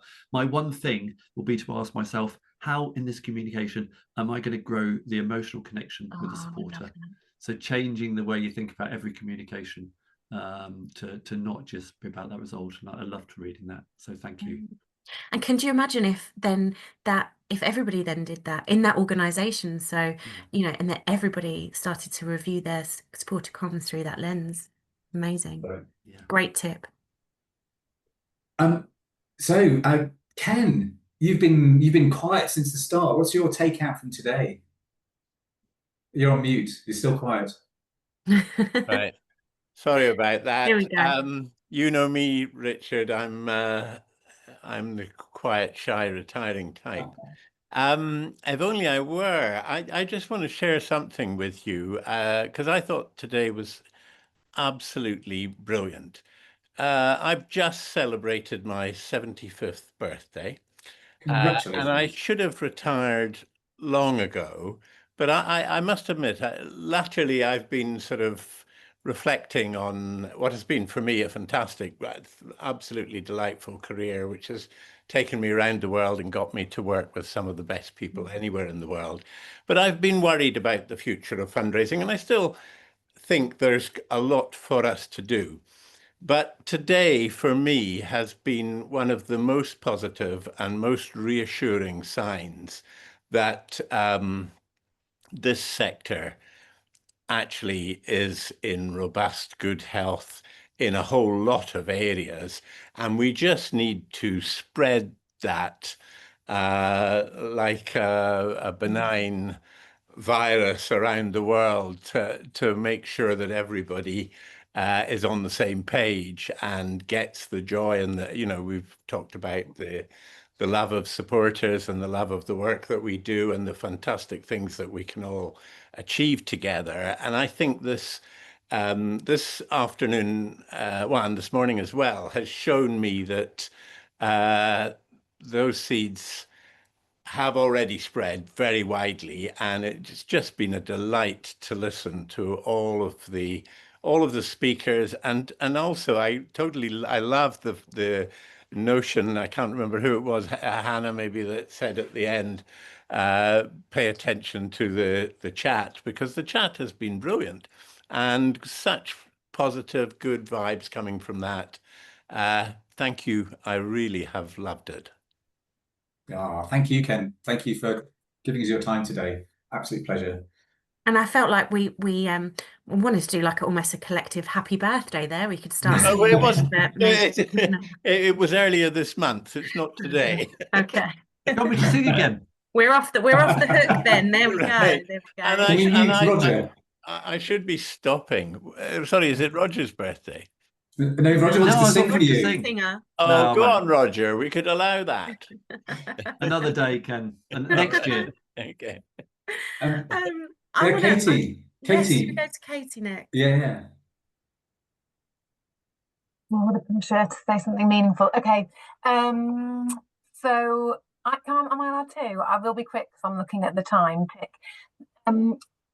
At the beginning, we were talking about the 6 Ps, and the Commission on the Donor Experience and About Loyalty started 10 years ago, which makes me inhale slightly, because I remember managing a fundraising team at a hospice and seeing fundraising implode around me, and seeing this beacon of hope in the Commission on the Donor Experience, and reading those reports and seeing what was happening, and absolutely believing that this was the future of what we needed to do, and that actually the sector probably wouldn't survive without us thinking more clearly about supporter experience and respecting people who support charities and treating them in a way that they should be treated. So 10 years later, to be here is like really just a little personal moment of reflection. In terms of something that I'll take away, I think a little combo of Sally's update on the research and that case study of Sydney Children's Hospital. Like, wow, what a reminder that you get one chance to say hello, right? One chance to make a first impression. And yeah, thinking about what we can take away from that to improve our welcome and how we welcome people into Mind is something that I would take away as an action. Thank you. Good stuff. And Joe, let's what have you taken from today? I mean, so much. It's been brilliant. But I have post-its as well. I wrote down kind of three quotes. One was empathy drives loyalty. Don't lose the human touch, which I really liked. I think it was Roger who said your finance director should be as excited about this as you are. To link it back to the income, which I really liked, and it has to come back to Ken at the end. And I think focus on the people giving it, not the money. And I think for me, that's one of the is coming back to who is the people, who is that person that you are talking to, and how do you make them feel something and feel really connected with you. So I think, yeah, those for me were sort of 3 little bits in amongst all of the stuff, but 3 little bits that stood out. That's thank you, Joe. We've got like, what is it, about 2 minutes to go. It feels like I'm going to be quite sad to say goodbye to everybody, because it's been such a brilliant session. And obviously, you'll take away your own actions, your own insights, your own inspiration. You'll have made your own connections through the chat, maybe with us even. But please do just popped it up on the screen there. There's a QR code to download the report. As I say, it's not published yet, but you can get your early access copy, you lucky people. Don't say we never give you anything for nothing or something like that. Anyway, we love you all. So here's a copy of the report for you. We're really, really grateful that you've turned up today, you've spent the time with us, that you've contributed, you've engaged, taken part, and we'd love to hear more from you. If you've got more questions, if you'd like to find out more about what we do, if you'd like to do stuff with us like you've seen today, please do get in touch. We're a warm, friendly bunch, and you might even get to hear Roger sing. Don't make promises I can't keep. I think there's only all that's left to do now is to say a huge thank you to Ken, to Katie, to Joe, to Tanya, Tess, and Tim. That's quite hard to say. To Sally, Roger, and Tash, and a huge thank you to Kay for making all of this happen. It's been a fantastic day, and we hope to see you here again next year, if not before. Have a wonderful Friday tomorrow, and take care. And thanks to you, Richard. Thanks, everyone.